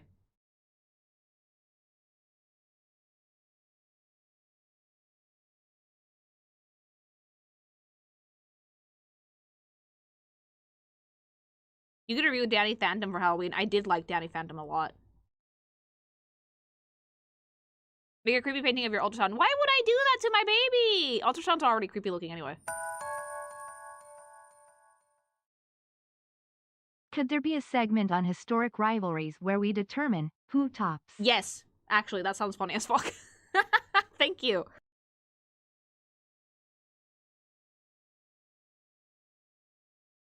We could also do, like, cursed movies or cursed movie sets. Although that one might make me cry. From out of sheer spooky. When's maternity leave? End of September. I still have 2 months. Hi. What about cursed dolls? I don't know if there's enough cursed dolls for a segment. We're gonna have to combine it to do cursed objects. I'm not religious, but if a priest told me that, the painting would be gone. Yeah, no! There's a couple that are actually cursed, like Poltergeist using actual skeleton. Yeah, Poltergeist set was cursed. The Exorcist set was cursed. Like, yeah. Ugh. Hi. A deep dive into The Exorcist would break you, Lee. I'm too Catholic for that. I was raised too Catholic for that one, unfortunately. But I like cursed objects. Things that it's like, put it back! Put it back, seriously! All the things like the fucking, like, Delhi Sapphire and, like, the Hope Diamond is like, why the fuck do you have it? Put it back! You can't say cursed object, you're risking summoning Jujutsu Kaisen fans. I like Jujutsu Kaisen.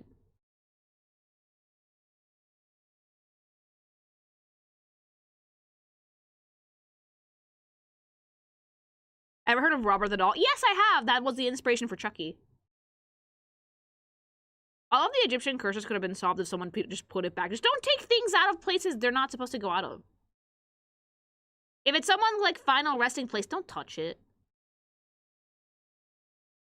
We need a vault, though, where we locked away all this cursed stuff and say, y'all entertain each other. It's called the fucking Warren Museum. There is a segment? Yes, but we're starting the other one soon.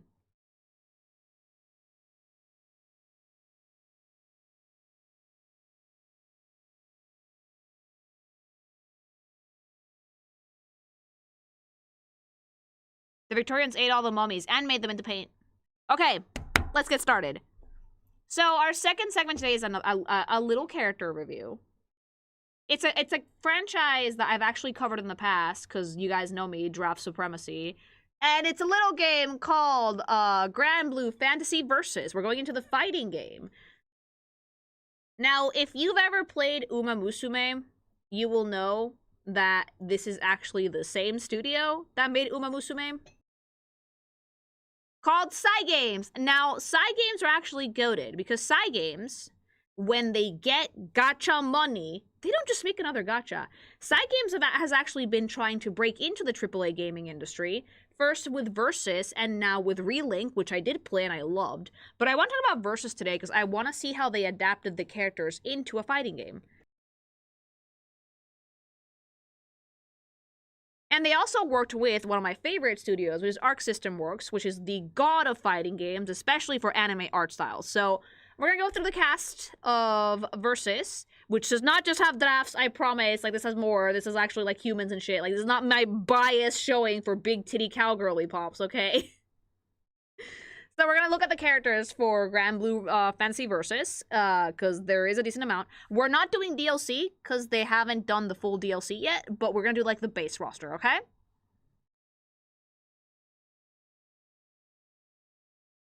There is some milk in this game, just not that much. Not as much as, like, the actual gacha.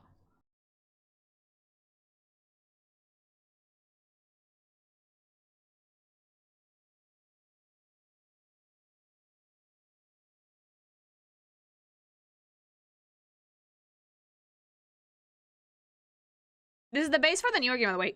Yes, this is actually the base for Relink. Okay, let's begin.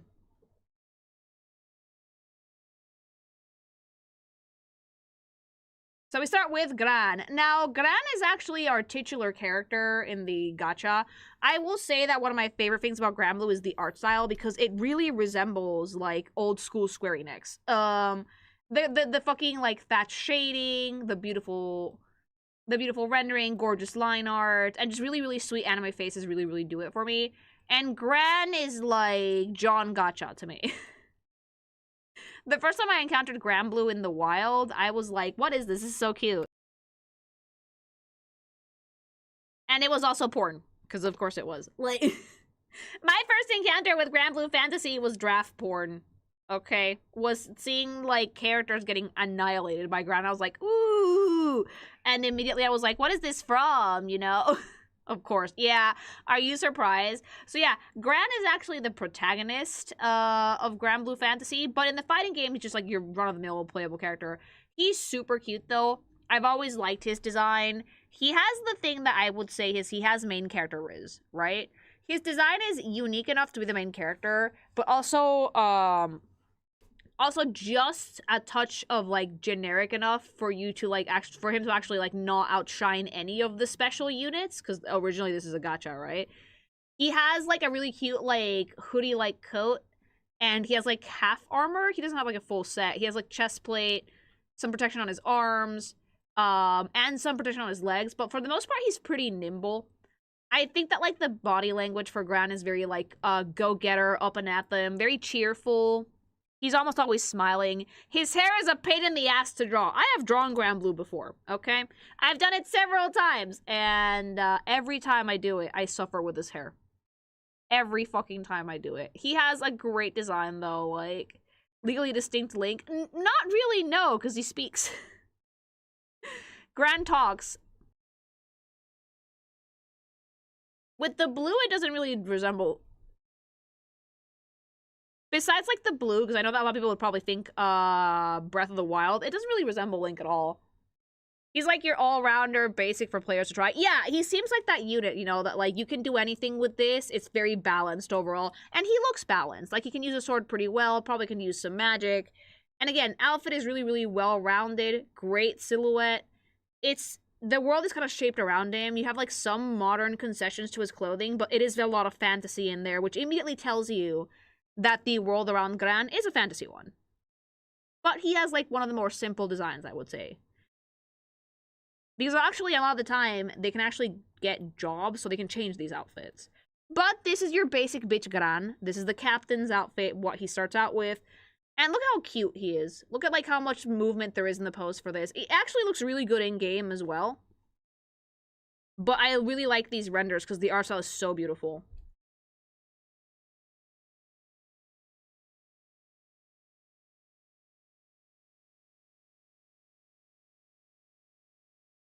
Alright, more. Jita. Now, Granblue Relink... Well, not Relink. Granblue Versus used a lot of the characters from the gacha. But the actual gacha did something that wasn't really a thing until, like, Genshin Impact came around. It had gendered protagonists, okay? Not just you pick a gender, but you never see their face, the same way you do in, like, Blue Archive. But they had designs. So, this is your girly pop protagonist. This is Jita.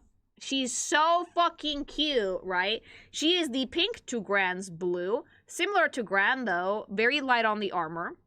Very, very light. Arm protection. Leg protection. And also, look at those leggies! Like, Jita has such a cute, flirty, girly pop design. It's great.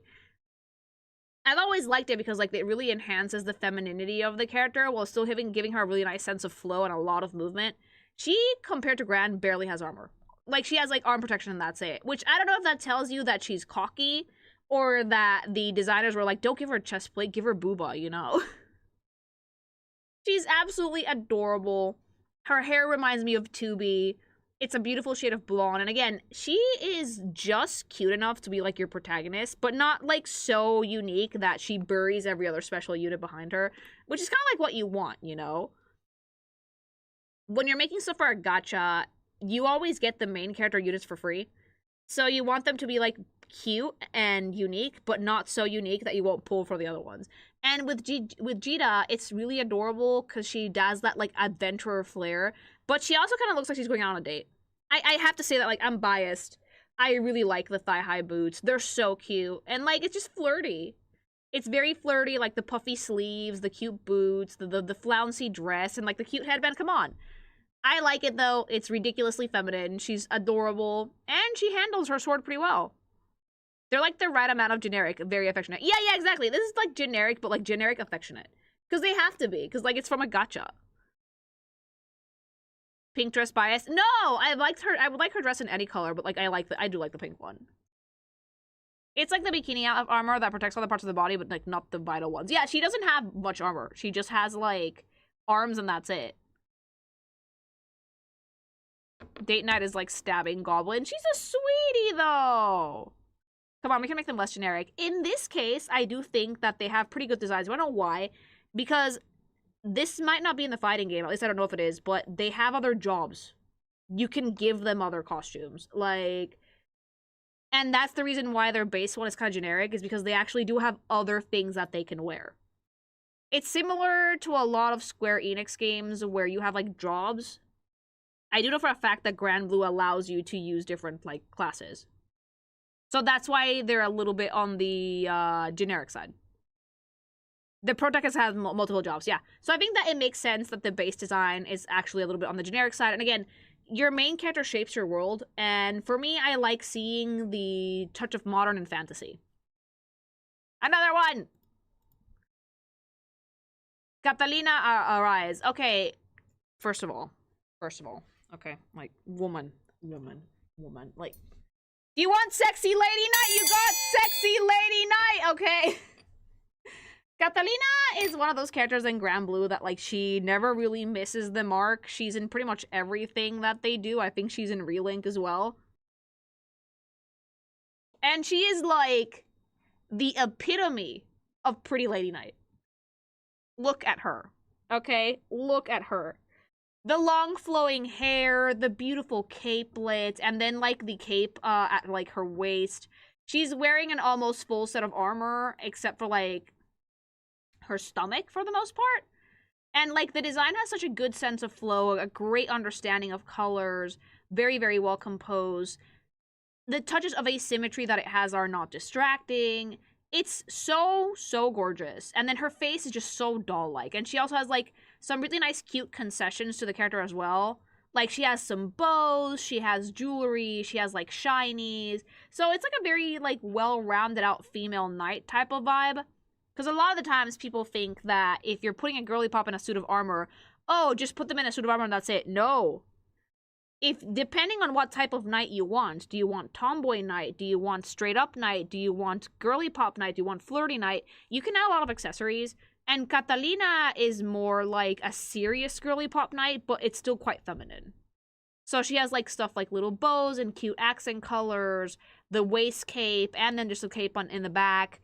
Really nice use of blues. It's just really pretty. It's super well balanced. Maybe a bit heavy on the capes. I don't think so, because I've actually seen how this animates, and the cape up top, I believe, is a bit short. Lots of night types. There's so much shit you can do with characters like these, guys. I actually really love this, though, because it has, like, such a neat sense of flow to it, and it's something that the 3D models might not show as well, but with 2D renders, with 2D illustrations, you can show a lot more. Like, a lot more of, like, what the intent with the character is, and, like, body language and silhouette than what you can in 3D. And the silhouette here is just flawless Lady Knight. Where is her stand? She doesn't have one! But she's so pretty. She's like girly pop knight. I think her thing is to protect the blue thing that is always hanging out around Gran. What was her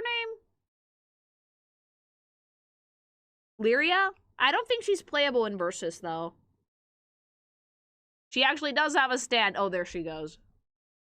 But yeah, again, this is just the renders, though, because, like, there's the animations in the game are actually done by, like, Arc System Works, so they know what they're doing.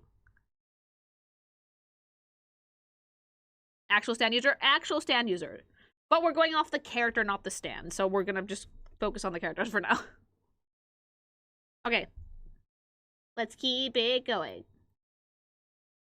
Oh, Charlotta or Carlota? I'm just gonna call her Carlota. I love these, okay? So, you know how, like, every fantasy thing has, like, a race of, like, little people? This is Granblues. They're absolute fucking murder goblins.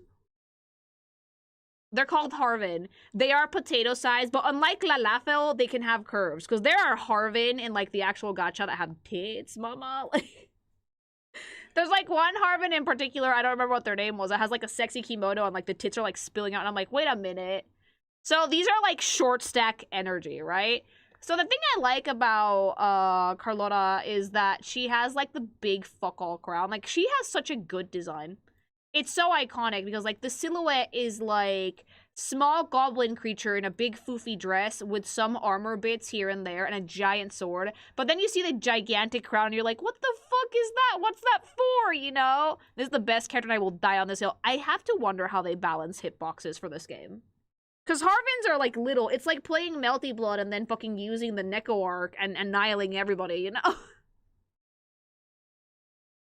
Or Yoda in, like, Soul Calibur, you know? The crown is very tall. Like, she likes to feel tall, okay?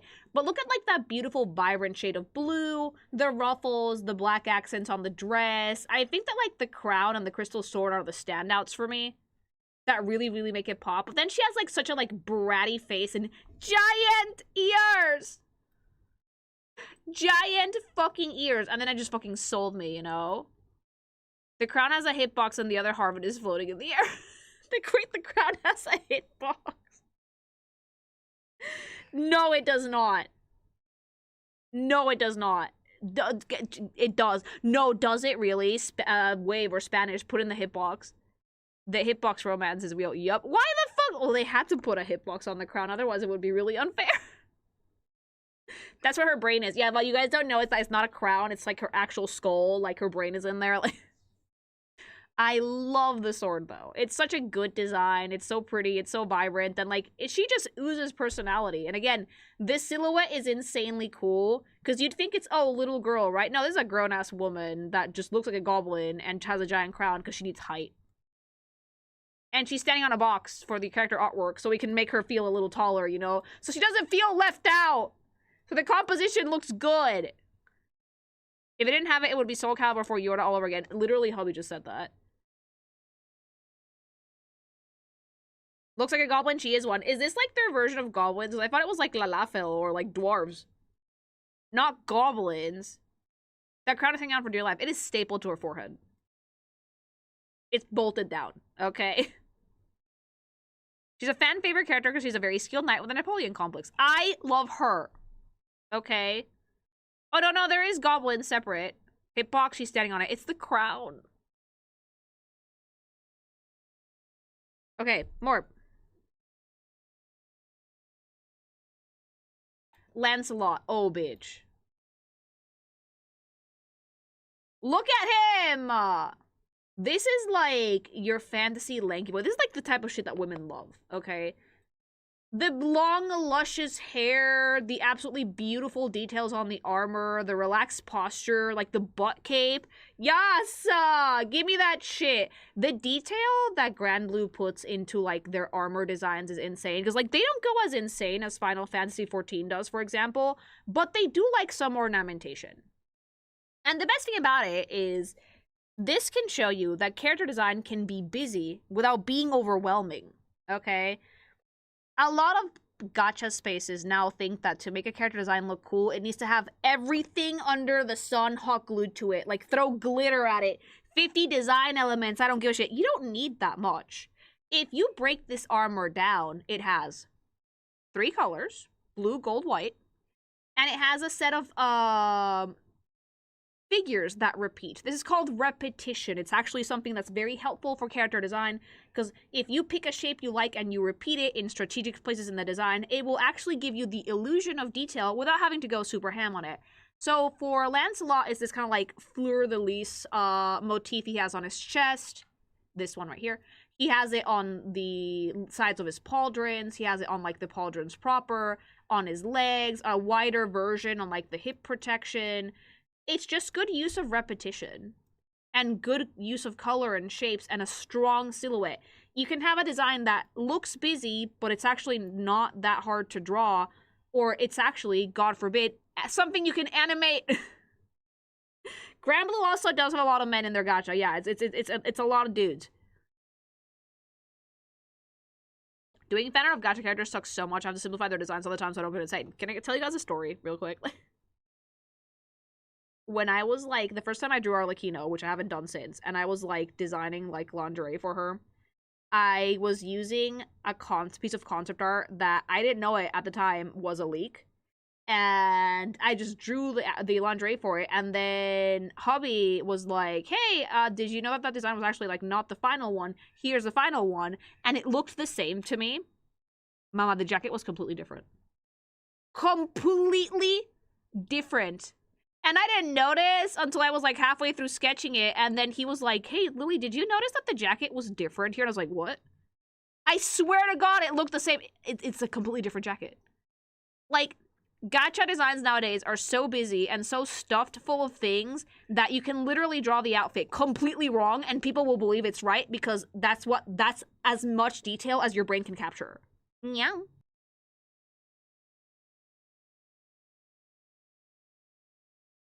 Arlecchino's outfit, for all you know, might be, like, just a black and white suit with, like, a gray jacket and, like, flared cuffs on the pants, like red ones, and that's it. That's all you're gonna remember. That's all your brain is gonna remember. Your brain doesn't remember minute details, chat. That's why, with character design, simple is better. That's why you remember 2B or Bayonetta, but you don't remember, like...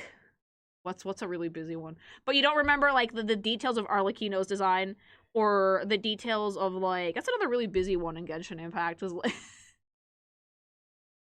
Or you don't remember a lot of the MiHoYo ones, because they just get... The details just kind of, like, get, like... Lost in sauce. It doesn't unless you're obsessed. Unless you've drawn that shit like 50 times, yes, it will be very difficult to remember those details. The bird lady, oh yeah! Radan's armor does have a lot of small details too. Yeah, but they play with such big shapes that it's actually easy to remember. But yeah, Lancelot has a really good like example of repetition and like use of simple shapes to create something that looks complex. First of all, we have a lot of baby boys in Granblue Fantasy, okay? And a lot of them really rock that knight aesthetic, but in different ways. So Percival has an insane long sword, and Percival's motif is very fiery, right? He also has fuckboy energy. Mad fuckboy energy. Like the slicked back hair, the angy eyebrows, like the slight smirk. But please look at how gorgeous the detail on this dude's actual armor is. And he's not even wearing that much armor. And again, repetition. The heart motif is on his hip, it's on his chest, right? And we're using just like 3 or 4 colors. It is red, it is gray, it is gold. And a little bit of orange as an accent, and that is it. It's such a good design. And in 3D, this actually translates beautifully because the shapes are so easy to break down, you know? It's a gigantic, like, is that what that sword is called? Flamberg? Flamberg. Or Flamberge. In Mexico, we would call that Flamberga. If you know, you know. But it's so, so gorgeous. I love how bombastic it is. It's so grandiose. It's one of the reasons why I actually really do enjoy this game. The reason I haven't gone through the gacha is because there's so many units, I'd have to, like, break it down into a ton of sections, okay? Okay. He literally calls himself the Lord of Flame, so you know how he treats himself. Oh, mama. Yeah. You can see it in the body language that this dude thinks highly of himself. This guy is like, I love myself.com.org, okay? I'm too sexy for this shirt plays in the background. Do not fucking play it, way we will get DMCA. But it's just those things that you can do with, like, just a good silhouette. This dude could be wearing nothing, buck naked. In the same pose, you get the same vibe. That's why silhouette is 9/10 of the battle, chat. You can be wearing anything. He could be in his underoos. He could be wearing a leaf on his quack. With this pose and this silhouette, and maybe the sword, that's it. That's all you need. The outfit doesn't matter. It's the vibe.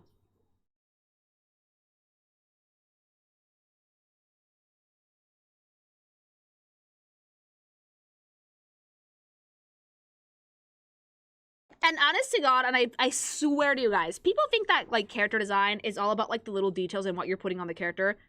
No. 60% of it is imposing in silhouette. Like, you can draw a guy with a white t-shirt and jeans, and depending on how you pose it, you can get a completely different character every time. You know? It just entirely depends on what you want to convey, and how and why. You know? Percival is rightfully confident because he's one of the single best fire users, even mechanically still after 12 years. Really? It's still like one of the best ones in the gacha, damn. But yeah, beautiful design, gorgeous silhouette, a great theme overall.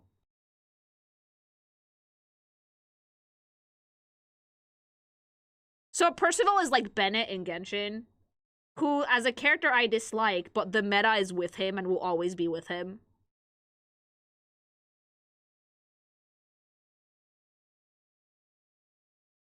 Ladiva. Oh, dude, I love Ladiva. Ladiva has so much good energy, okay? Ladiva's great.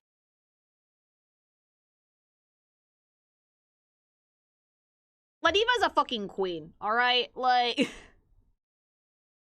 Ladiva has such a good fucking design because despite the fact that this has, like, big wrestler energy, she is very much giving a feminine something something, you know? It's all in, like, the outfit, too.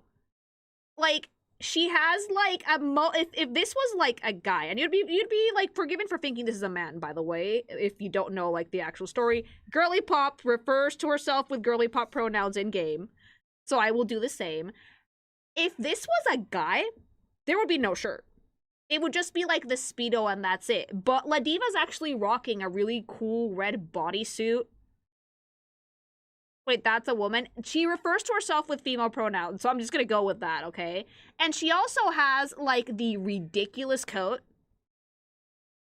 amazing, like, beautiful fur coat, gorgeous hair. Like, yeah, she's an absolute queen of a character. Hilarious, too, by the way. An amazing fucking character. And I believe that in Versus, at the very least, it looks like, to me, from what little I've seen of the game, probably a grappler. Probably a grabby, throwy character, not a lightweight one. Yeah. So, her hair is beautiful. I really like the color contrast in this of, like, the red suit with the gold details and the white coat in the background. And it's really funny that, like, she has, like, strong Viking energy, probably because of, like, the fur-lined coat and the accessories on her boots as well. It's command grab o'clock. Yeah, I feel like the vibe for Ladiva is command grab, you know? I can't stand grapplers. She will grab you by the head and slam you into the concrete, mama. It's a great fit, though. I genuinely love, like, the headband that she's wearing. It reminds me of another draft character whose name I can't remember. She's like a white ponytail, super cute. And yeah, like, you get a lot of good energy from this. And it still has feminine energy, believe it or not, despite the way that, like, the silhouette that the character has. Because of the way that she's dressed and because it's, like, just very empowering. Ignore the bulge, okay? It's one of those cases. I don't know the actual lore, but it might be similar to that thing in 14 with Sadu, where, like, Sadu was a man and reincarnated into a woman's body. So Sadu just like, call me whatever, but Ladiva goes with like she, her. I'm not sure about the lore, but I know that like she refers to herself as she, so we're going with that. Oh yeah, no, the waist is snatched. The waist is fucking snatched. So I really like it. I think it's really fun. I like the wrestler vibe. It's kind of like giving like Japanese wrestler girly pops. If you've ever seen them, you know, you know. You nail the Lord Lee. Yeah, it feels like one of those cases. But I think it's sweet. And she's really funny. So I like Ladiva. Matera. Okay, can I just like give it a Erunes? This is actually a design I had not seen before. I'm gay. Okay, this is reminding me hardcore of like Tharja. Of like Plegian mages, because A, be slutty, B, the use of color is absolutely lovely. Erdunes kind of dress kind of slutty a little bit sometimes. Not all of them have tails from what I recall, but they do all have like these weird like little foxy ears. I like this vibe a lot because I like the sense of flow to it. I like the like transparent skirt bit over the bodysuit. This is the only female who's straight apparently. Everyone is some form of gay and gotchas, it's fine. Isn't she thirsty for everyone? She looks thirsty for everyone. Like, okay, this is how you know that this is like some fucking like turbo whore affectionate. The mole next to the lips, like the little tongue out and like the fucking full lips. Yeah, mama, she's coming for your dick. You're so boned. Love that little blue accent on this. So fucking gorgeous. And again, great use of repetition. There's butterflies on the breastplate, on the gloves, on like the sternum. Butterfly like wing patterns in blue. The ruffles actually get used more than once in this outfit. And like the belt as well. It's such great use of shapes. And like the skirt is transparent, but it has such a neat sense of flow to it as well. This is one of those character designs that like this is Goonie, but it's Goonie with like well thought out Goonie, right? It's part of the character's personality. Her thing is to be a flirt. So obviously the outfit is pretty flirty. This one is one of the ones where it makes sense that, like, the thing is practically backless. She has, like, a lot of, like, transparency, thigh highs, nice booba, but it fits her personality. There's, like, one of those things that kind of annoy me. If you want to make a design Goonie, that's completely fine. But I think that you need to think about how and why you want to use that goon as opposed to just showing skin for the sake of showing skin. And this is coming from someone that draws a lot of skin, mama, because I draw not safe for work. But, like, I do feel like the type of sexy you do has to fit the character's personality. So just, like, fucking ripping off a girly pop's outfit on the back so it's backless or something like that, it's just not going to do it if it doesn't suit their personality. You still getting this mastoid pelvis is dust. Dude, it's a beautiful design. And I love the ears so much. I like that almost every Aduna character shows their back. It's like as if they were their culture. Yeah, the Adunas tend to dress pretty slutty, but like in a good way, you know? It has clasps in the back. And you can actually see how this is constructed as well. So this is not like an insanely difficult to grasp concept of an outfit. Backless is Iruna fashion. But they also have, like, insanely long, beautiful hair as well. And actually gorgeous weapon. Stunning weapon. I love that it's pink. It's lovely accents here. She has, like, massive high heels, so it doesn't really matter because, like, she floats. I like that, though. I love that energy. It's like, how are you gonna walk with those shoes? Simple, I won't. Simple, I will not walk. .com.org. More.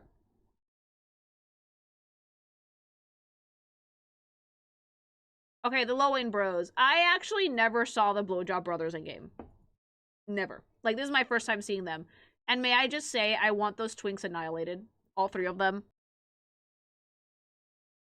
Speaking about slutty Arunas, you thought it was just the women? Nay! The guys also dress like Turbo Whores affectionate, okay? The outfit is backless. We are wearing, like, the croppiest crop top that, like, stops, like, literally above the man-tipple, and then we're fastening, like, a blue tunic over top, which is backless, chat. Like, can I just say man-whore affectionate? Like, give me the triad of twigs! This is, like, every gay man's dream. Or every Fujoshi's dream. They look like idiots, affectionate. They're so cute, though. And it's really funny, because, like, they all have different outfits, but the vibe for all three of them is so fucking slutty. Like, the crop top, the tunic, the red belt accent that shows off the fact that the tunic is backless, the, like, little, like, fastening things. Is that, like, bare skin or pants that he's wearing? I think it's pants. He's wearing pants, right? But, like, that's all you need. You need pants and, like, almost your entire man titty out, you know?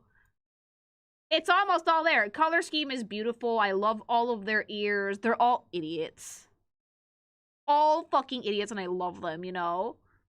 It's, like, breezy. And it's really great because, like, the colors are so simple and they frame their figures quite well while still being, you know, they still look detailed because they still have good detail. It's just not insane.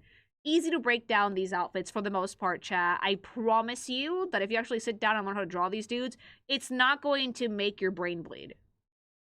Not just top tier character, but toxic top tier in the specific fighting game. Oh, are they sweaty? Are they sweaty? It's one brain cell assured by all three of them. No. They canonically cannot fight. No, they're stupid. Oh, I hate that. They're all in love with a different unattainable woman. You know what? Let them live their dreams. Let them live their dreams. These are weird to fight against. I can't imagine how the mechanic to fight against them works, because you have to fight them, like, one at a time, right? Their super is annoying. No, now, wait, they're all on screen at the same time? Granblue. The fail boys. I like how when I showed them, immediately chat was like, ah, yes, these idiots. Only the first guy fights, but when they do it super, they become a transformer. Wait, do they just, like, climb on each other's shoulders like idiots? Is it like Voltron, but with real people? Yes. Oh my god, I love that. Idiots. It's really funny, because, again, I haven't played Granblue in such a long time that a lot of the characters in the fighting game I don't recognize, so it's really fun to see these designs. They form, like, the gay Voltron. They're related. It's only gay if you want to fuck it, but they're not fucking each other. They fight by manifesting their delusions. That's the vibe, honestly. I love the blowjobbrothers.com.org. More.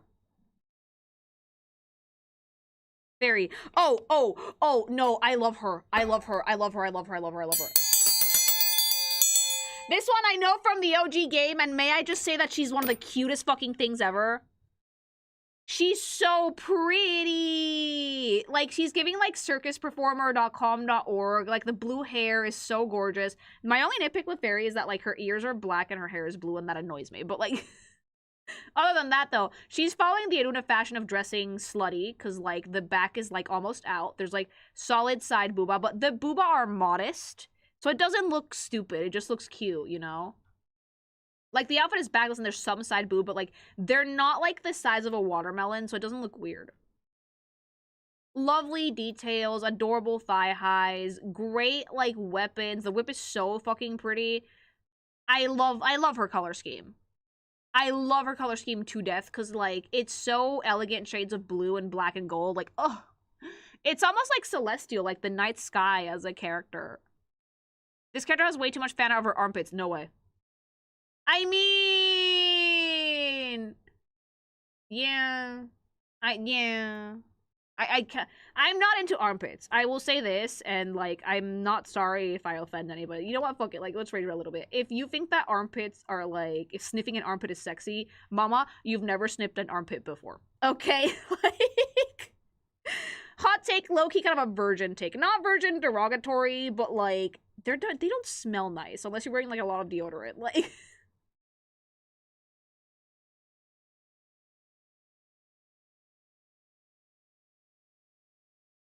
And, like, armpits very rarely are the same tone of skin as, like, the rest of your body.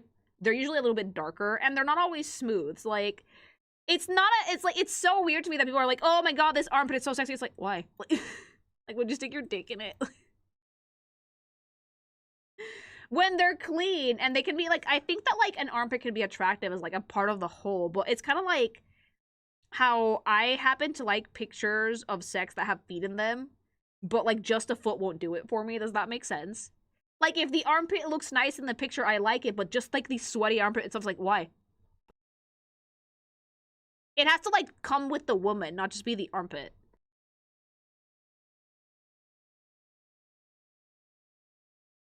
Like, they're sexy as a body part that like complements the rest of the body, but just by itself is like, why? You joke, but there's armpit Uzi out there. And every time an artist draws armpit Uzi, they look diseased. Every time. Because they make them, like, red and inflamed and, like, wet looking. It looks like, mama, you got a rash. Go to the dermatologist, please. Yeah, it always looks really weird to me because it always looks, like, shiny and swollen and, like, mama, you have an infection. Armpit Uzi's too much. It looks bad. Not a foot thing. Lily just wants to see the sex making your toes grow. Yeah, it's just really nice to see a foot in the picture. Bacterial infection. You have like a fucking like fungus growing under your armpit, mama. Go get that checked.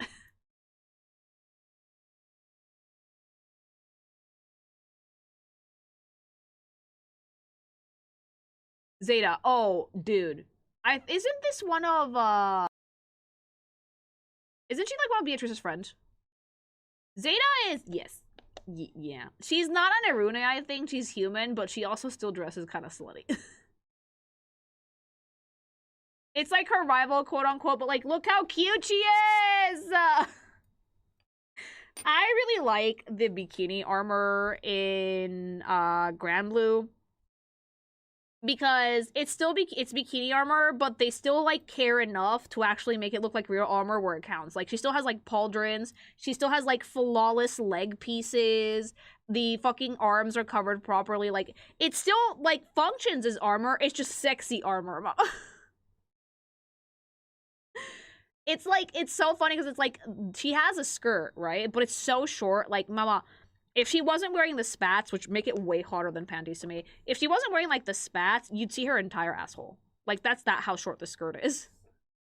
Basically a dragoon, so. Like, her weapon is amazing. I love the twin and again, the sense of flow in the outfit is phenomenal, because even though she has a fairly short skirt and a big crop top, she also has, like, a capelet thing on the back, which balances out the skimpy factor of the outfit quite a bit. Like, there's, like, 3 trendles or 4 coming out of, like, that cape. And they balance out the skimpy factor really well because they drape down the back, so you're not seeing, like, her entire ass. Also, these spats are super cute. And I like that the armor goes down to, like, below her ribcage. The best characters, I love these boys, are so stupid. Dude, Joe, I love the fucking Granblue cast. Like, did you see the, like, Failure Brothers? Like...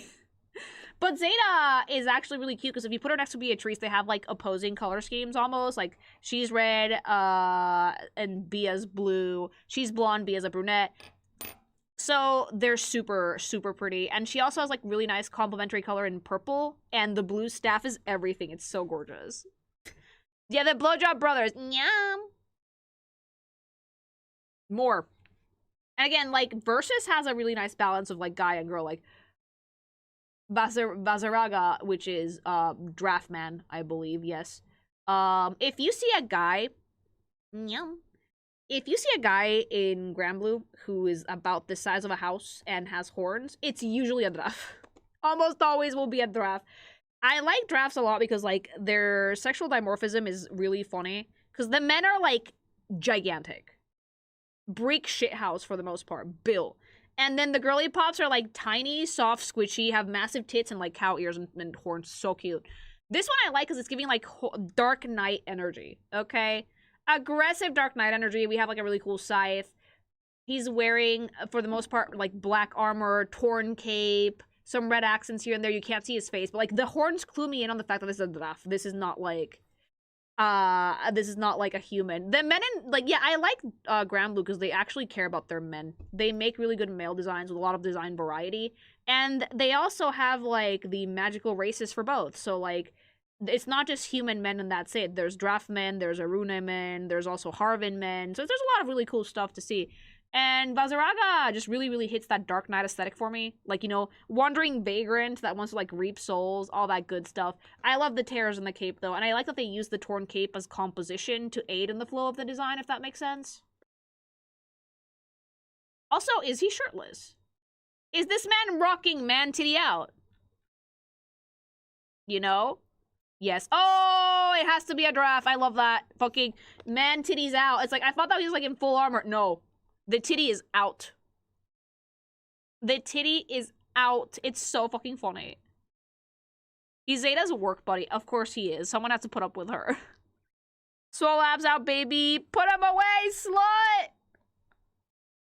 They're partners in their organization. I love that. And I just really like this design because I think it has a lot of aura to it, okay? See, this is why Joel likes this. Joel sees aura and he's immediately, like, salivating. Like, Joel's criteria for a smash or pass is how cool does it look? Okay. This is where I'm biased and this is where it shows, like. Now, there's not a lot of drafts in Versus that are women, but if you had to put someone in, it has to be Narmaya. Ugh. See what I said about, like, the differences between, like, the men and the girly pops?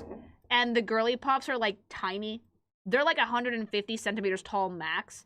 And they're so squishy, and they have fat bags, gigantic bags, and big horns and bovine ears. And most of the time, they're just as strong as dudes. Yeah, she's like 4 feet tall. She's not tall. Damn, she can step on me anytime. You have to pat her on the head. She's at, like, blowjob height. Like, there's actually a really funny, like, character sheet of all the drafts. And most of them, like, their head is either at Gran's belly button or below. Like, they're at tit job height for the most part. I'm not joking. I love her design, though. I've talked about her at length before because she's, like, one of my favorite characters in Granblue. I like the long white flowing coat, the, like, tiny, almost, like, dress that she's wearing. She does have one nitpick for me, which is the shoes that don't match. I believe it's, like, the other boot, but unbuttoned. Like zippered down. Except not really, no, because it doesn't have this thing. Like, that's, like, one nitpick about Narmaya. Because I love her face, I love her hair, I love her outfit for the most part, but I do not like the shoe asymmetry. I have never liked the shoe asymmetry. That has always bugged me. It never looks good, it always looks really silly. Like, just make the shoes match, you know? She is an adorable character, though. She has, like, the cutest character. Her motif is butterflies, for the most part. She's one of those characters that I don't think she's a pink thing, but she could be, because her hair is, like, between 2 shades of, like, pink and purple, you know? You're not looking at her feet. I am looking at her feet. I am looking at the boots, and they don't match, and I hate that. And I do not like that. But yes, usually when you're looking at Narmaya, you're looking at the tits, you're not looking at the feet, you're looking here. You're looking at that outfit that is barely hanging on. But it's like, the thing I like about drafts is, like, it's not just the big tits. They're, like, chubby. They're, like, chunky. They're, like, thicky.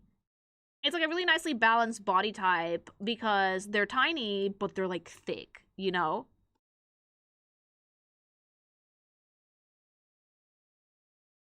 Usually with anime stuff like this, especially in these types of games, like, the big tits don't match the bodies, but with the draft, they do. Like, the big tits, like, correspond to a chubby waist. And, like, thicker thighs, and it's just so nice to look at.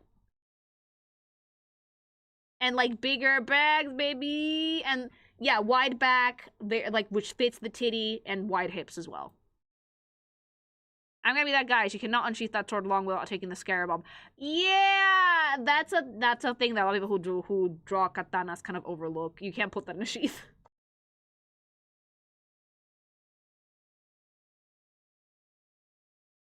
The sword nerds, or lovingly, the sword tisms, the sword risen with the tisms, will tell you, and they're actually not wrong, that unsheathing a sword this long is not easy. Not easy at all. You need to style for that. Yeah, you need style points for that. You have to, like, ignore that. It looks cool, so who cares? That's what most people do. But most people are like, oh, rule of cool, and just unsheath it. It's like when I was playing Final Fantasy VII, whenever, like, Cloud would take, like, the sword off his back, like, the Buster Sword, I would be like, that doesn't fit in your sheath, dude. Her sword has 50% handle. It's a pretty big one, yeah.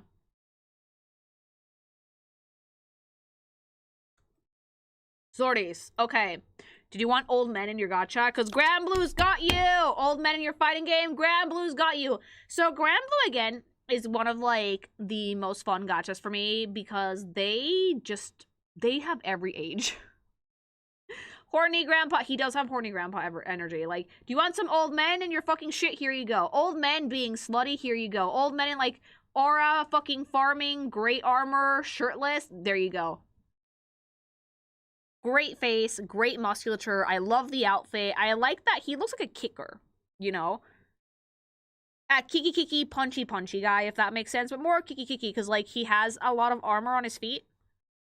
No powers, only hands. Oh, God, is he one of those old men? Is he one of those old men that, like, who literally fights through the world by punching his way through life? Yes. Oh, baby. But look at how cool his face is. And it has actual age lines, my beloved. He doesn't look like he's, like, fucking 3 years old. Plot twist, he's probably, like, 30. Like, he has actual age lines on his face. Look how fun the silhouette is for his pants, though. So chaotic. So fun to look at. Like, the shredded pants, the really cool pointy armor. And then you get to, like, his waist and it's, like, cinched in. And there's, like, no jagged detail on the top because they just want to focus on his muscles. He looks aged. Yeah! The older characters in Granblue look aged. I always said in a world of monsters, magic, and danger, the person you have to fear the most is the fighting the old man. Yeah, no, if you've been around this long, and you've survived this much bullshit, and you're, like, over the age of 50, watch the fuck out. He literally sheds his clothes in his super, and it's almost very naked his victory screen. Energy! Like, yeah, the super that takes off 90% of his clothes makes sense. He's already not wearing a lot of them, though, is he, chat? Like, the man titty's out. The pants are on, but, like, it's one wrong flex and boom, that's it, dick out. According to my base research, he seems to be around 70. No way. Yeah, what do you mean he's 70? He looks 50. About 70 in the gacha. Oh, no. Granblue has a lot of character designers that come from the Mugen community in China, and Mugen amateur fighting games of China have, like, old man salute is a bit of a trope, so it's falls squarely into. Yeah. More. Zoe. Oh. Oh, I love her. Oh, look at oh, she's so cute. Another beautiful example of, like, just how good use of color and good silhouette will carry you so far. Like, this girl is dragon-coded, despite not really, like, being a dragon herself, but she has two little baby ones. The crystal sword, the giant shield, the adorable armor, great shoes, beautiful hair, like, there's something wild about this character, which I genuinely enjoy looking at.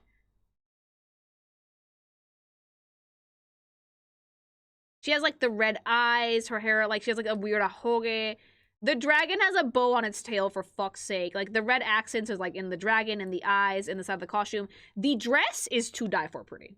To die for adorable with that, like, little, like, bit of armor plate on the top and on the back. And then it has, like, ruffles. The fabric is rendered so beautifully. The boots are super cute. And again, these are designs that are sexy, but it's sexy in a very playful way. It's something that suits the character. Like, if you're gonna show skin, why do you need to show skin is the first question you should ask yourself. I love the details on the shield, and I love that the dragons have accessories, you know? Beautiful shoes, beautiful color scheme, the skin tone is to die for pretty, a gorgeous head of hair as well. I like the ahoge, I do. It's kind of, like, charming, you know? She tells a line of fear, she looks angry. Like, she looks elegant and, like, a little bit angry and a bit wild, if that makes sense. She also has, like, this little bit of armor that seems to be made of, like, wood, almost, which gives her, like, a nice, interesting bit of asymmetry, kind of like a jagged edge. But it's posed so well, though. Like, this silhouette does so much work for this character. I love it. You could put her in Unga Bunga clothes and you would still have the same effect. Does that make sense? Or in, like, a swimsuit. Still has the same effect. Because, again, posing is 9/10 of the battle.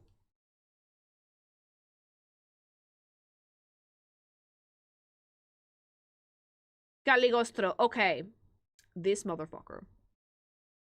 Caligostro is similar to La Diva, but the other way around. Okay? I am not quite sure if he refers to himself as a man or not, but Caligostro basically reincarnated as this fucking creature. This is an old man who is pretending to be a brat, and it has one of the most whimsical designs in Granblue. It's, like, so cute. The big bow, the flirty hair, the ribbons all over the boots, the thigh highs, the cute little crown, the cute little capelet. And then, like, he opens his mouth and it's like, why are you like this? Is she a mage? Reminds me of a mage person. Caligostro is a sorcerer that basically uses the body of a woman. You know? She would turn you into a golden statue of herself. Yeah, Caligostro has no chill. It's one of the funniest things about, like, this fucking game that, like, she acts cute and she likes to act, like, he likes to act cute, but if you know the lore of the character, it's like a famous alchemist, this is actually a guy. Not in the sense of, like, it has a dick. No. Like, body of a woman, mind of an old man. Absolute fucking creature, goblin. And he acts that way. I think that they do generally like to refer to themselves as like, a girl, so they can confuse people. But, like, it's an old man in there, you know? Absolute weirdo, though. I love the outfit so much. It's super cute. It's super flirty. Definitely, like, conveys an aura of superiority. Like, if you don't know, if you just see this character and you don't know the lore, it's like, oh, brat tame, right? No. The little stars on, like, the book are so, so cute. She has, like, such good color as well. Let's get that brain out. No, like, you guys don't get it. Like, she has, like, spare bodies. Kind of paranoid about dying for some reason. Like, the giant bracelet as well, super fucking cute. Very flirty, but absolute menace of a character, you know? Absolute menace of a character. This is a challenging wank. Now, yeah, I know the lore for Caligostro, which is why this character never fails to make me laugh.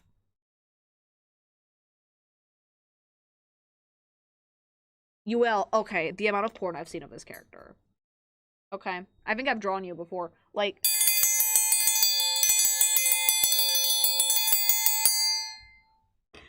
Okay, UL is everything. Alright? She is a dancer. She is adorable. Her ears are gigantic. She is some of the few Arunes that actually has a tail and a really big fluffy one. Whoever plays this character is dead to me. Oh, shit! She has such a cute color scheme. Again, for an Arune, like, the clothes are, like, perma-slutty, which I really like. I love the bells in her hair so much. I love how she's posed. Like, she has a ton of hair, the big tail, like, ugh. She is to die for. Adorable. Most of her accent colors seem to be done in purples and blues. I like that she has, like, it, like, the butt is almost out, chat. Like, the booty's almost out. Like, it's kind of out. Also, Sniffa. Big Sniffa. Sniffa. I love her! Like, the Sniffa are out. She's super nimble, super athletic. I love the bell. She's, like, such a flirty little face, too. She has, like, 2 big swords, and, like, the tushy is out. The butt is out, chat. Like, if she, like, bends over, you're seeing all the way in there. I'm sorry. Like... But, again, it fits because most Daruna dress like this. It's not, like, just a one-character thing and that's it. Like, culturally, they kind of dress slutty. It doesn't bother them, you know? Is this a furry? No, this is actually, like, strictly, like, Kekko no Mini. But usually they don't have tails. UL is one of the few ones that does. Let it all hang out, girl. Yeah, basically. I've seen this character a lot. I've seen this character in many different places in my career, okay? Like, I may have been responsible for at least a piece. Because I just really like her aesthetic. I think that it's super cute, it's super playful, very flirty, and overall just nice.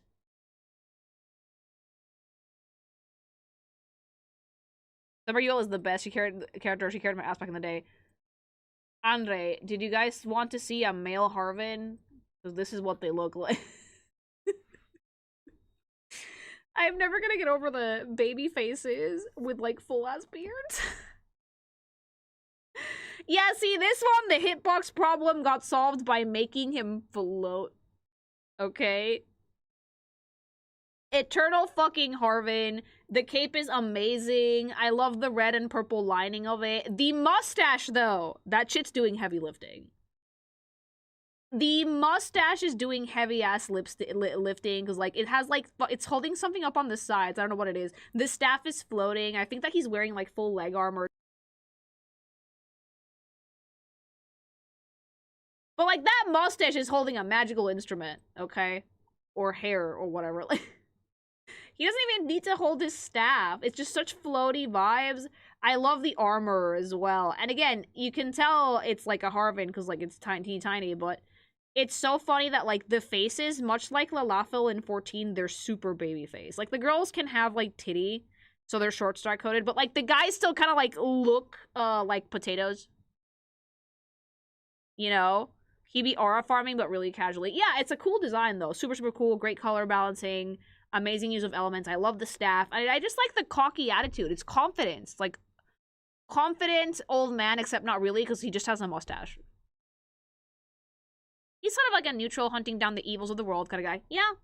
Yeah, fairly chill. What kind of beard is that? A fucking awesome one.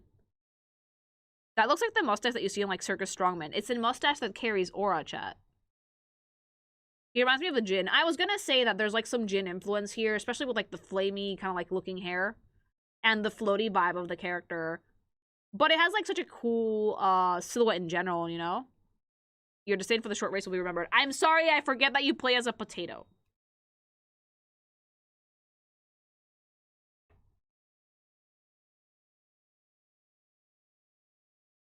Eustace. Another Erune boy. This one has gun, because yes, there are guns in Granblue Fantasy. Fun fact, they don't skimp around on it. But it still is a gun that looks like a fantasy instrument in a way. This is one of the ones that has, like, a more modern vibe to it. Because he almost looks like he's wearing, like, denim. I love the leg armor 2 bits, though, because it's, like, really nice and sleek. Very skinny. Arms look really nice, too. The hair is so cool. You know? Eustace, where's your mustache? I like the jacket off the shoulders. I think it's a cape, actually. Let me see some more detail on that. Yeah, it's kind of like a capelet thing that hangs off the edge of, like, this jacket. Very, very pretty. You can't see it here, but his back is also open. Oh, yeah, I can guarantee you that underneath that jacket, the back is open. Because, like, Erunas are sluts. Okay? What I really like about Eustace is, like, the use of accents. Like, the yellow accents are very prevalent in this design. And they catch your eye in places that they need to. Like, there's a little bit of yellow on his ear, on his gun, on the back of his shoulder, in the case for, like, his gun or sword, whatever it is that he has there. It's really, really nice and flowy and very fun to look at, and his face is gorgeous, and the ears are just everything, you know? Super cute.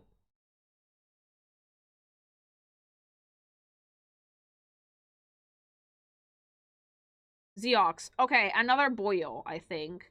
This one I actually really like the silhouette for, because it's giving, like... Look at that. This silhouette is almost, like, Chinese coded with the outfit, because all of the ornamentation is very oriental. But you also have, like, these insanely cool, like, jade claws, almost, as a weapon, which, oh, I am obsessed. They're so fucking cool. I also like the cat ears. This one has to be an Eruna as well, because usually you won't have a hoodie with the ear holes unless, like, you need them. Look at how nicely they draw fabrics and draping in Granblue that, like, the fabric helps shape the composition. It's great. This guy's scary to play against. Like, he looks really agile and really speedy. Color balancing for this is also, for the most part, beautiful. Nice uses of red, beautiful shades of, like, green / teal. The armor looks really nice and pointy. The silhouette work is kind of, like, very triangular, very intense, you know? Absolutely adorable. while at the same time keeping a menacing edge to it, which is definitely appreciated with a character like this, especially the claws. Yeah, he is an Aruna. He has the ears, yes. He gets anxious when he's not wearing the mask, baby. But yeah, I really like this design. I do like the mask, and I do like the mysterious, mystic vibe of the whole character. I think it suits him pretty well.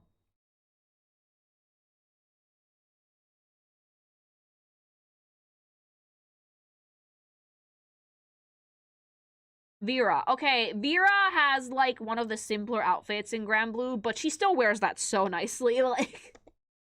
Vera is one of those characters where, compared to other characters in this game who have, like, a lot more detail going on, like Zeta, for example, she has a pretty simple fit. Like, she has a red dress with a white skirt, some cute knee socks, and very light armor on the legs. Mainly just the knee pads and boots. Really cute off-the-shoulder sleeves as well. I like her sword, I do. Like, it's a really nice short red short sword. Does she have a ponytail, or are those twin tails? I think it's a ponytail. Yeah, it's a ponytail. Also, notice how, like, we're playing with elements like detached sleeves and detached collars, but they're fairly easy on the eye. They're very simple and easy to understand, and there's, like, no other random holes in this outfit. You can have a detached sleeve. You can have a dress that's, like, shorter in the front. The problem is, when every single one of your designs is a variation of this, then you have, design incest. Let's call it that. Because that's actually something that I've seen a lot. People make fun of this for MiHoYo a lot. Like, they call their designs incestuous now, and yeah, they use a silhouette that's very similar to this most of the time. But the thing is, if you know how to use these elements properly, they can look really nice. You know, design incest, when you're just, like, basically taking from your own pool of designs and not using anything else as a reference. I like this, though. It's like if you're using yourself as a reference, which I think is sadly a problem MiHoYo seems to be having lately.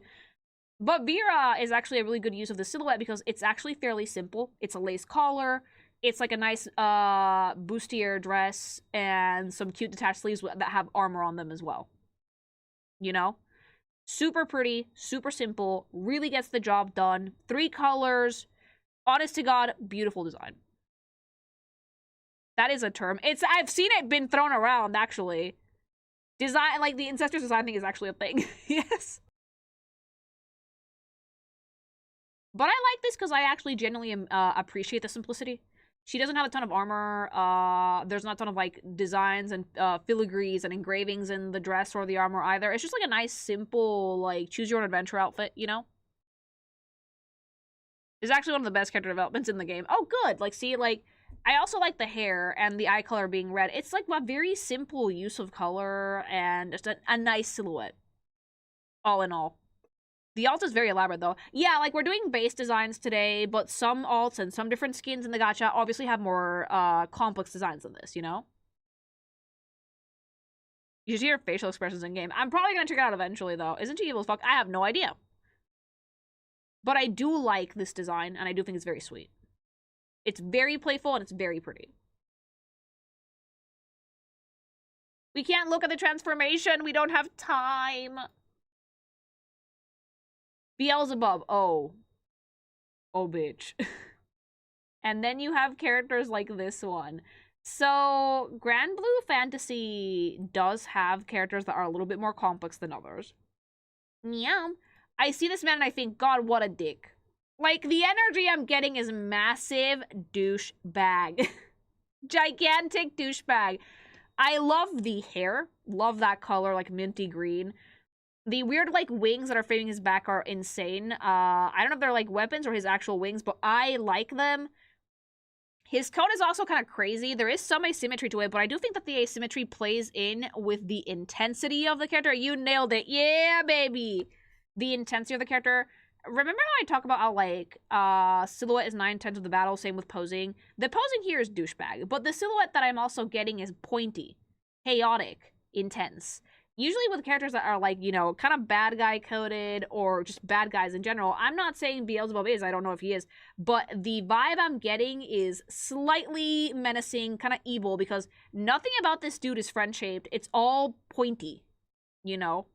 Incredibly pointy. His hair is pointy, the pauldrons are pointy, the outfit is pointy.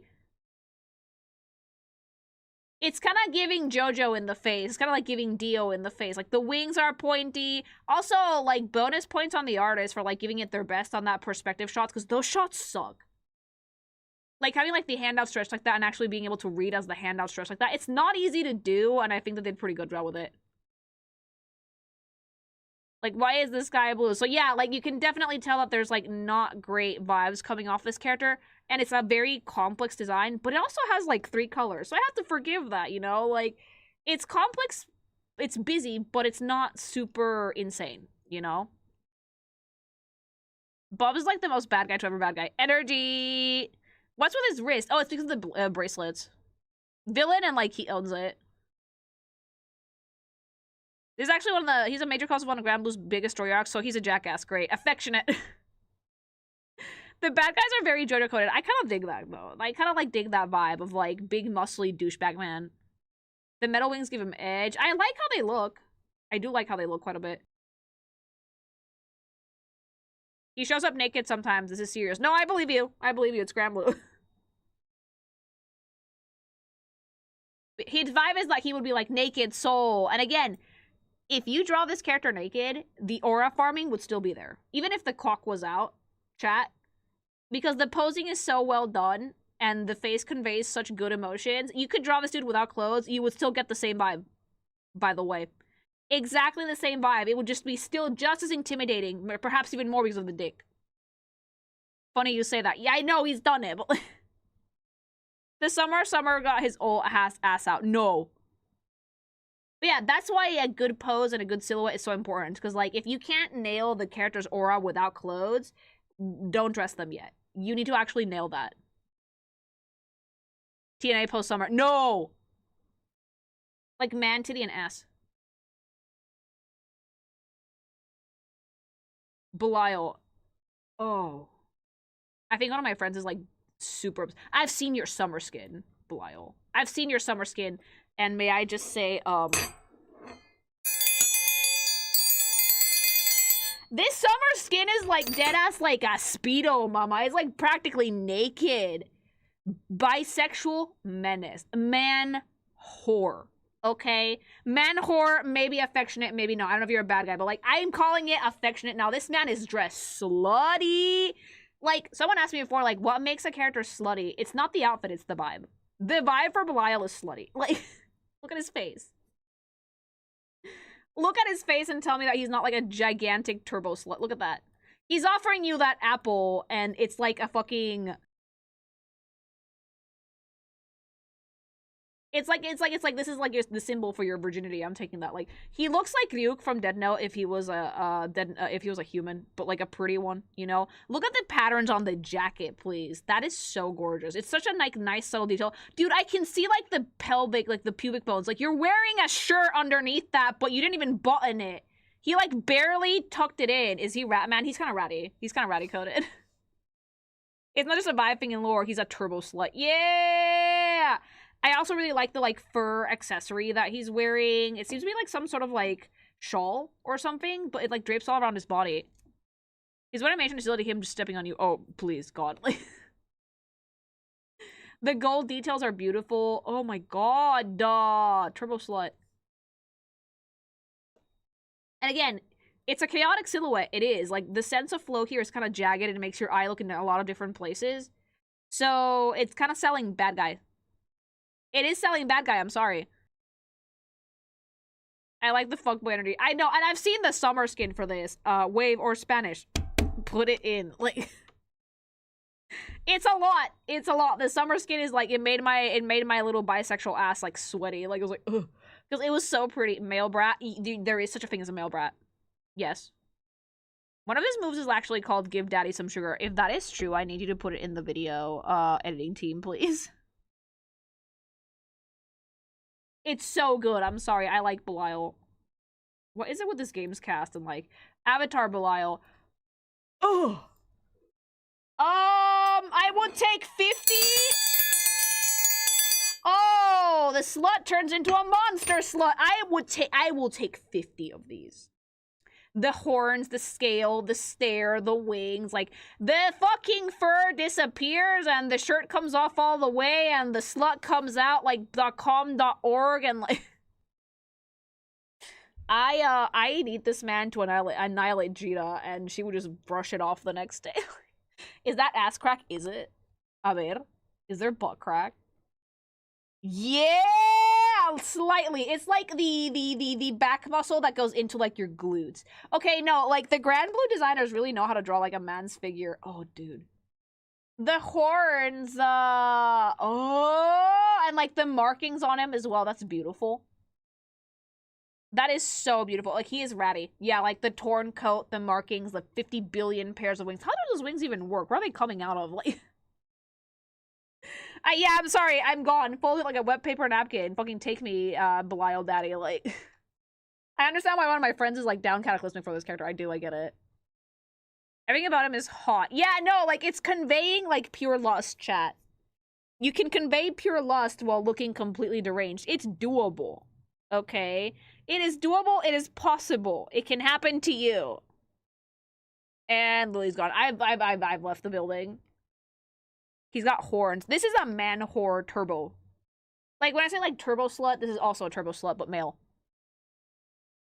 His theme is called Parade Lust. Hey, baby. He's just lust incarnated. I love him. Okay, leave him alone. Leave him alone. He's so pretty. Like... That's the general consensus with Belial. What, turbo slut? Yeah, more. Anila. Oh, yay! Oh, yay! Another one of my favorites. Look at them! Look at them! Stick your face in them and look at them, chat! Oh my god. Gimme! Look at, like, Anila. Anila is one of the best drafts. She has one of the biggest set of horns and the biggest set of bags. Chubby thighs, giant coat, mini skirt, long beautiful hair, domahoge. I need her carnally. I am down apocalyptic for this character. Anila makes me happy. Okay, Anila makes me so happy. She has like the fluffy of like sheep, adorable. The thing about Draf is like, there is something about this character, right, that has, like, the sweetest face and a body made for absolute sin that just makes me feral. I'm sorry. Like, you look at the face and it's like, oh, and then you look at the body, it's like, damn, and, like, you just want it. You don't even want to know what to do with it. You just want it. And she has, like, such a fun design. She's one of the Divine Generals, I think. They're Zodiac-based. Beautiful colors. Amazing outfit. It's like the perfect combo of like slutty but cute and very charming, you know? I love Anila because I think that the design is just everything.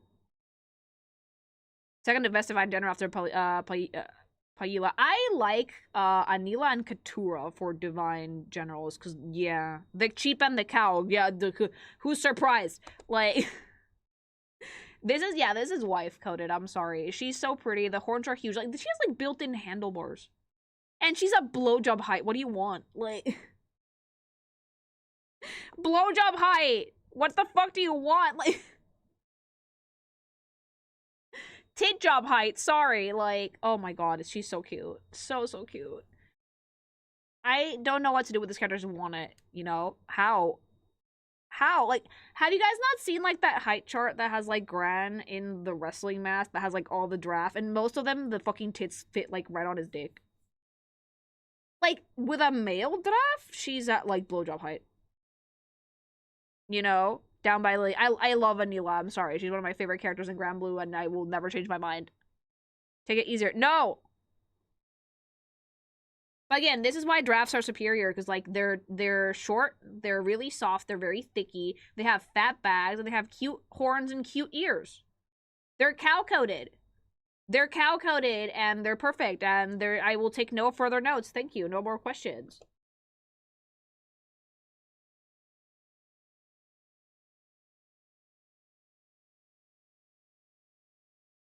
Sidefried, okay, we take a break from the horny, because good, I was starting to get refluxy. And we go back to the male knights, which almost always have great aesthetics. The really cool thing about Granblue is that, like, they have made Guy Knight 50 times over. Like, They have made the male knight about 50,000 times at this point. They have a lot of units, but every time they make it, they do something different. So this one has like a more long, gaunt face. He has a great sword. He has like long hair, torn cape, and his armor is not as like ornamented, but it's still not nearly as like, not as simple as one would expect. Not like Gran. Gran has simple armor. This one has armor that's like scaled almost, a lot of little pointy bits and bops, the pointy fingers, he's wearing chainmail underneath the torn clothing. He has like a beautiful face, but like it's a bit gaunt. He was wearing like this like torn cloth scarf thing on his back.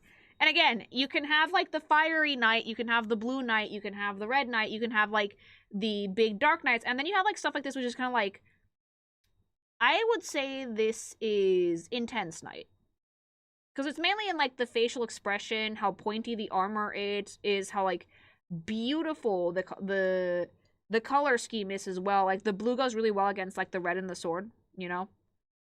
He's edgy and kind. There's a lot of characters like that in Granblue, yeah. And I feel like this is like almost like Gran if he was like older and more jaded. Because it's a very similar type of outfit, just way more torn and with a lot more armor than what Gran usually wears. But same hair color, you know? But I really like the way that he looks. And again, the way that they animated these in verses, like, you guys, the editors are gonna have to put in clips for you guys. But they tend to, like, really match up well. I just really like this art style in particular because I love the way they do line art. Cool Fire Knight Showdown. Yeah, like he has a fiery sword, but it's actually just a broadsword as opposed to being a long sword, which makes it different from some of the other knights that we've seen so far. And again, it's the devil is in the details, and the posing does a ton for this character as well. Posing and facial expression, I think. He looks like he's gone through a lot. You can see in his eyes, yeah, you can see like the life story in the character's eyes, that like he's been through some shit, you know. And it's also someone who's, like, very well-versed in battle, because his stance is, like, I will take no prisoners. That stance is the stance of someone who will cut you the fuck down. But it's a beautiful design regardless, you know?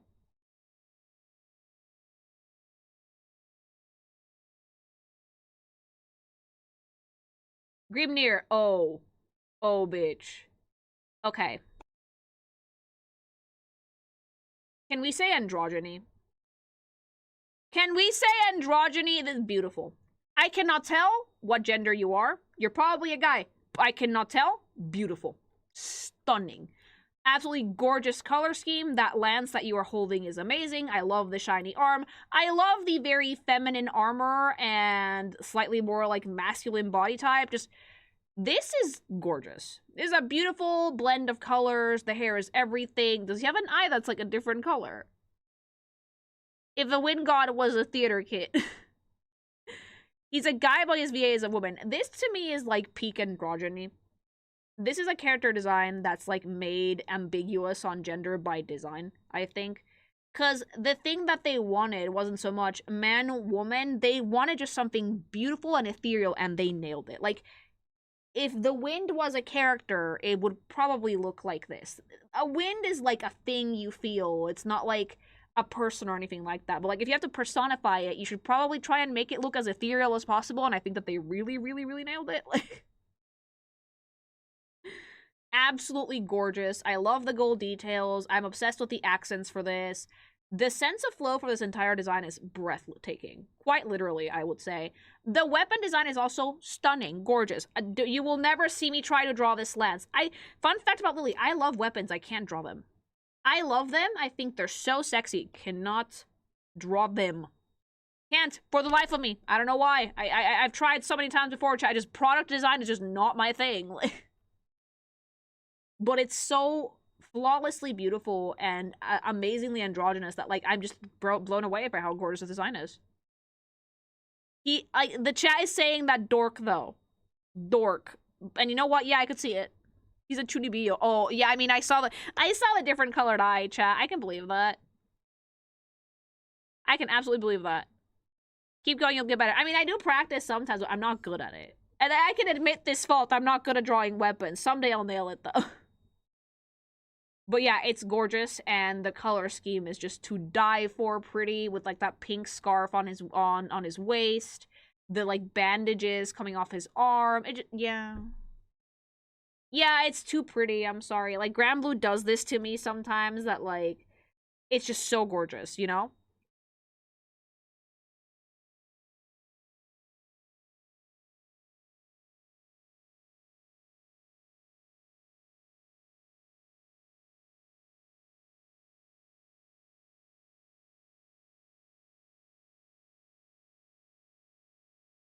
All right, one last one. And then we have Nier. That is so beautiful. I'm not quite I need to zoom in. Like there's a lot of detail in this image. It's like it's one of those 2-on-1 characters, I believe.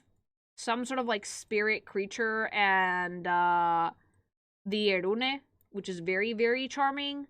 A sad. Oh, my serial killer girlfriend. I really like the composition for this shot, although it was a little bit hard to understand what the vibe is. But you can definitely tell some sort of spirit of death. I see like a coffin shape on her shoulder. I see like the skeleton on the shoulder, the flowers, the like incredibly beautifully drawn fabric. I do like that it seems to be tied to like this Erune. It's absolutely gorgeous. The outfit is just super cool, but it seems like the spirit itself is the thing that attacks you, because it seems to have like some points of intensity, some pointy bit bops. Okay, the artwork is gorgeous, absolutely beautiful. I'm just kind of like obsessed with how like nice and nature coded it is.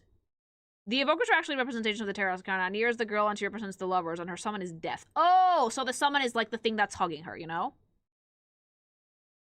She was OP when the game came out, and she got nerfed like hard later on. It kind of reminds me of Dizzy from Guilty Gear, that she kind of has like her two spirits on her wings, almost.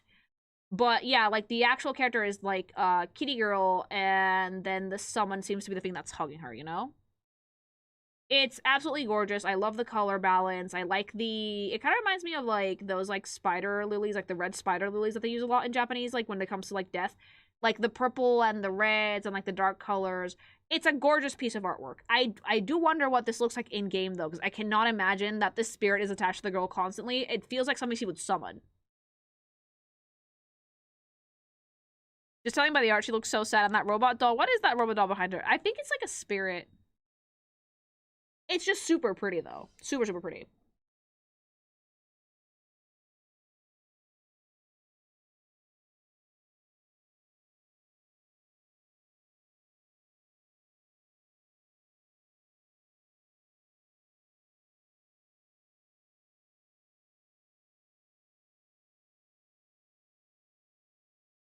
Okay, so like interesting thing about this though is that they've actually remade a ton of artwork for the game. So I'm not gonna go into full deep analysis mode, but I want us to go like through them, just see if like they've made any changes or anything cool like that. Because like this was the last character from the base roster. This is without DLC. So let's see them, because I think I have them on the website.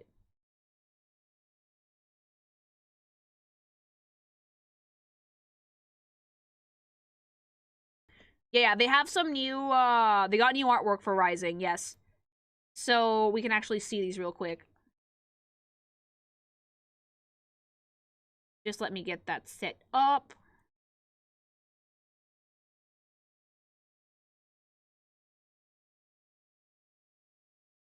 Just see if they made any differences.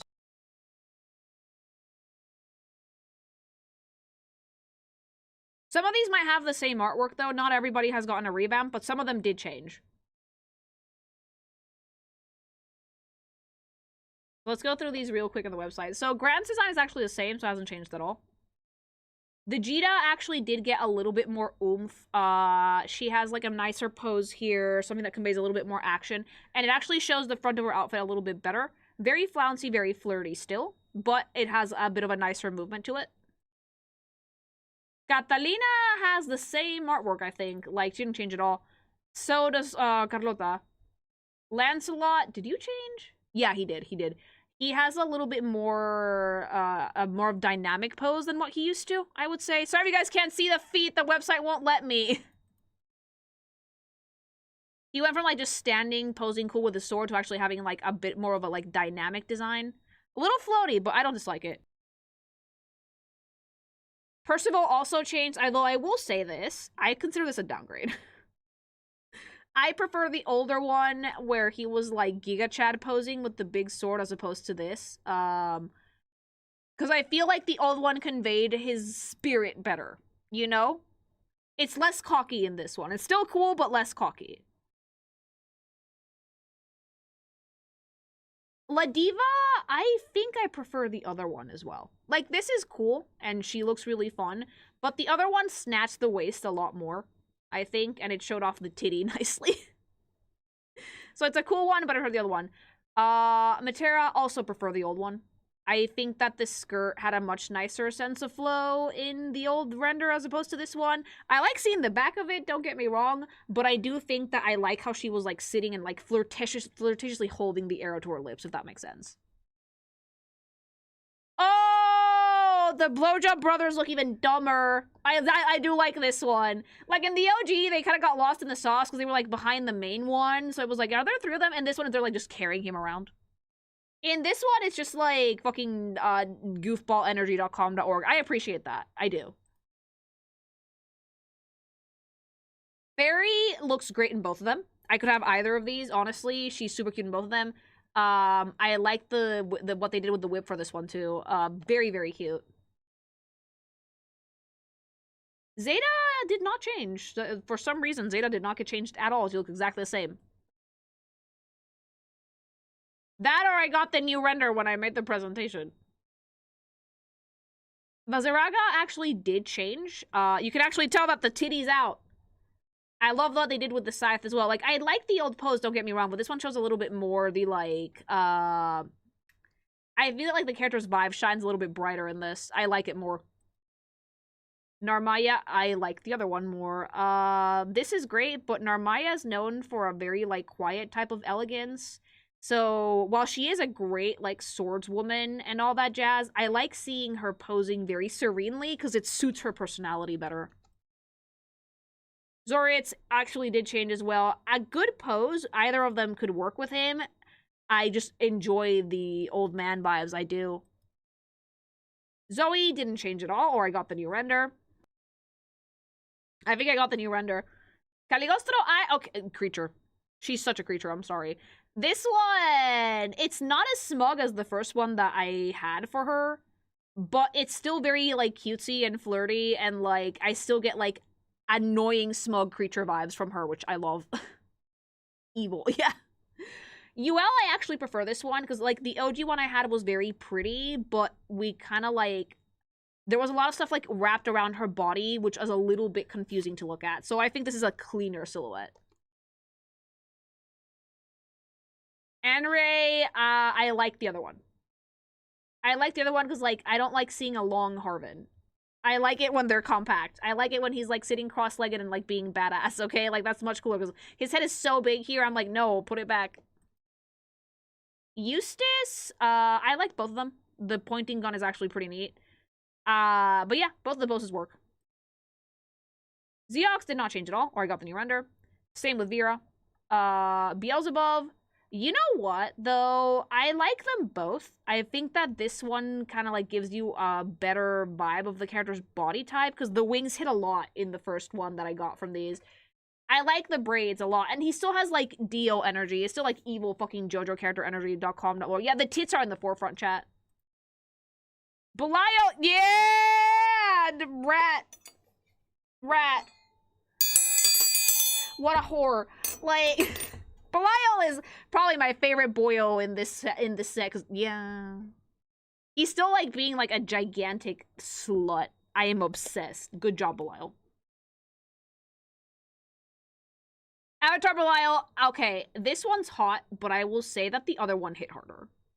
Like, all the wings hit much harder. Like, this one looks like he's going to lick you seductively, but, like, the other one looks like he was going to, like, bite you and then lick the blood seductively. Does that make sense? Like, the level of threat went down a little bit. I liked it when the threat was high. Anila did not change. Baby girl wife. And Siegfried did not change at all. Neither did Gimnir. And Nier either. So, yeah, like, that was all the new renders. I think some of these were pose improvements, some of these not so much. But it's still cool that they made new artwork for the characters. And that's about it for the base roster for Granblue Versus. But I want to know what you guys think in the comments. Who's your favorite? Did you play the game? Who do you main? Why? Do you think that Belial is man-whore affectionate or not? Let me know in the comments. And remember, if I said something that made you amgy, it just rage baby boo. Also, if you guys want to have the energies to play fighting games all night long, may I recommend gsupps. It is delightful, clean energy, no fucking headaches, no crash outs, no caffeine, in like 2 days, okay? It's just good shit. And there's so many flavors. Gran, you can hold this for me. And there's so many flavors, too. I love this shit. I swear by it. Highly recommend it if you need flavor recommendations. I'm your girly pop. But if you want to get anything from gsupps, AFK, caffeine-free flavors, the normal energy, also Gamerade, use code PinkIncubation at checkout for 10% off your entire order. Editing team, kindly insert gsupps at the start of the video. Thank you very much. And with that, that's 2 segments done. Tired. Whew. All right, we can play back some supers. Apologies for pausing them, but like with these shorter ones, it's easier if I do it. I hope you enjoy reviewing what is statistically the gayest fighting game, Yes. with multiple gays and lesbians, 2 trans folks, and Belial. Yeah, no, like, there's a lot of gay in this game. Thank you. Hope you'll look at Relink too, as it has some non-gacha original characters. I did play Relink, actually, now that you mention it. Thank you. Say Games has tried so many times to diverge Granblue from the gacha due to dwindling audience, and it never worked until Versus, so I'm glad for it. Can I say something? The fact that Granblue has actually survived this long is a fucking, like, feat in and of itself. Granblue is a breed of gacha that is dying, okay? In the advent of, like, 3D gacha games, like Genshin Impact and all that jazz, the PNG gacha is a dying art.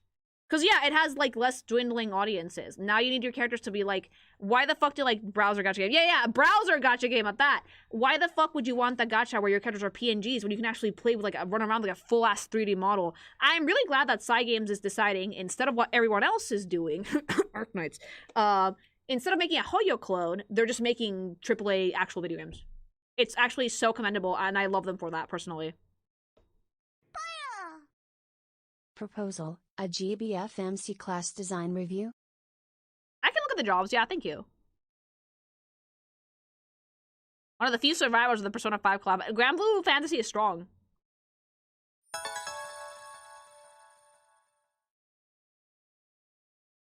They got Love their your hands work slapped in the here on past. Twitch and YouTube. Thank you. They got their hands up in the past, and then they learned their lesson, and yeah. Yeah, Granblue's been going strong for 12 years. Hi Lily, speaking of dessing, have you seen the season 3 dessing of Z Theat or not good? P.S. Good luck on the parenting. Keep I me haven't seen away it from yet, but phones, thank you. lol.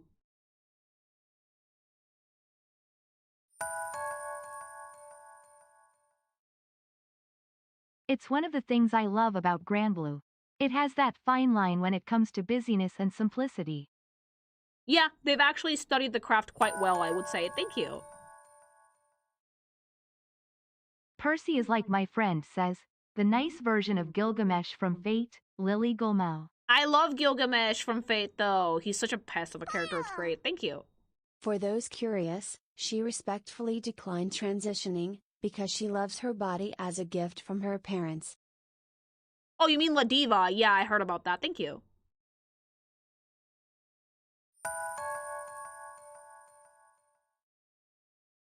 Cagliostro offered to give Ladiva a fully femme body, but Ladiva turned it down because she is body confident. Yeah, Cagliostro can actually do that, but no. Not everyone's gonna go for that. Thank you. Aruns are my favorite race because every single one of them have their back out. Even old male Arunes are in slutty. clothes are showing their back. Arunes are slutty, but like they own that shit. Thank you. Aruns have a thing that they like to leave side/back open. They just like to be slutty.com.org.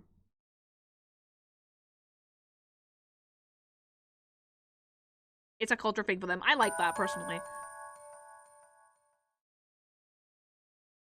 The bros would be annihilated by Catalina, main guy's crush, but then like when they win, it'll turn out to just be something they talk about or dream about. Lily Gulmau. I love the Fail brothers. They're so cute. Thank you.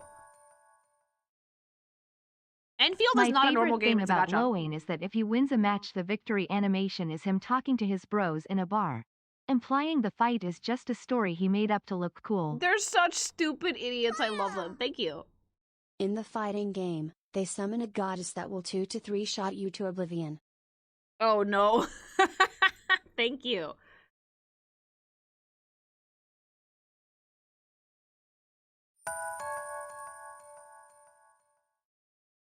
It's a Free Stooges Fun anime. fact, one of the Relink original draft characters is a bit taller than average drafts. So Narmaya is just at the correct height for her head to be at his hip height. Lily G eyebrows. Yeah, Narmaya is actually like the normal draft height, I think. Thank you. Narmaya's sword is a Nagamaki, which is specifically designed for weight balance and additional handling. It has a really long handle too. Thank you. Cagliostro is MTF, and she does have older-looking spare bodies and is currently using a more mature-looking body. It's so funny that, like, out of everything she could have picked, she picked a goblin. Thank you. Cagliostro is the same. She wasn't reincarnated and really hates if you call her by any type of male connotation. Yeah, even I creating think a that mature she older prefers to body go in by a girly recent pop event because she's like, her I'm so niece cute. called her out. Thank you.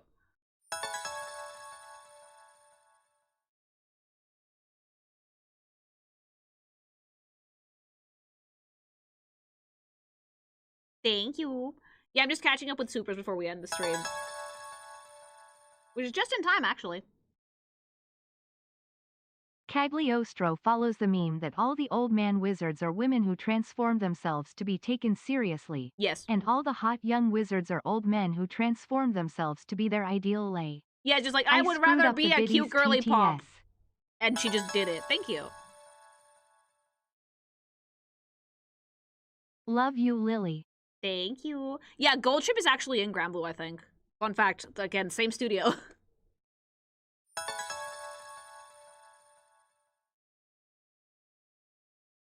Man looks like he's gonna steal my girl and kill my grandpa. Yeah, some of the characters here do that. Thank you. Yeah, Golchi's in the game. Hi, Lily. Hope you're doing well. Pray the pregnancy go well and the little bean will come out fine. Thank you. I'm sure everything's gonna go just fine. Don't worry about it. I'm taking care of myself. Belial's theme, Parade's Lust, can only be played during spicy time and hell yes, sir. I love Belial and I think that he's a giant slut. Thank you. Fun fact, every time Belial shows up in GBF, not get a new unit, just show up, he starts trending on Twitter. Religious people are always confused by it. Oh, yeah, because it's like a king of hell, I think. Thank you. Archangel of Cunning? Nah, Archangel of Well. TTS no approve Lily G eyebrows. Yeah, a word that the TTS will not let you say. Thank you. Lily reviews Granblue after I buy link. The odds. I really like Granblue's character designs. I do. I don't play it because browser gotchas are exhausting, but like I do like it. Thank you. Near from the Evokers, a faction that can be described as, what if we gave godlike powers to the most mentally unwell and morally questionable people? No! Why does every game like to do that? Like give gods to the people with trauma. Thank you. I do have verses, yeah. These two have a contract. Vegas spoilers death helped her escape her abusive household. Oh. Death also seems to have fallen in love with Nier is some sense. Oh, damn, okay. Thank you.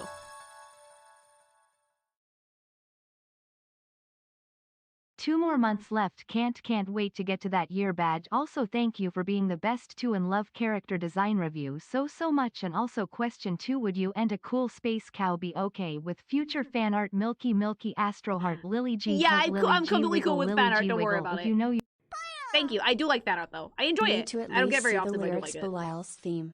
It actually has a Bo Chicka Bow Wow section. Of course it Paradise does. Lost. Of course it does. Holy shit, thank you. I am not going to do the anniversary special program because I sadly don't have time for it. Anila, Siegfried, Grimner, and Nier are additions to Rising's base cast. Oh, they're weren't in the DLC, original okay. GBVS. Well, shit, but it's okay. I can cover the rest of the DLC some other day. Thank you. Are you thinking about doing different FNAF fan games like Five Nights at Sonic's or The Joy of Creation? Right now, no, but I did enjoy Frick Bears, and if they add more stuff to Frick Bears, I'll cover it at some point. Thank you. Also, while Vera is super gay for Catalina, even she isn't dumb enough to eat Cat's cooking. Oh no. Thank you. Oh yeah, tomorrow is the anniversary of like Lily 2.0. You're right. Yeah. Man, it's been a year already. Damn, okay. And with that, things, I got a jet, because I still have some stuff to do before I go to bed. But, thank you very much for joining me tonight. I had a lot of fun doing the double segment. Hopefully you guys don't get too ooky spooky, because I'm actually scared to go downstairs. But, like, it's fine. It'll be fine. Have a wonderful evening, everybody. I will see you all tomorrow. Go get some gsupps, use my code, stay hydrated, all that good stuff. And, yeah, that's about it from me. Okay, bye! Love you! Bye!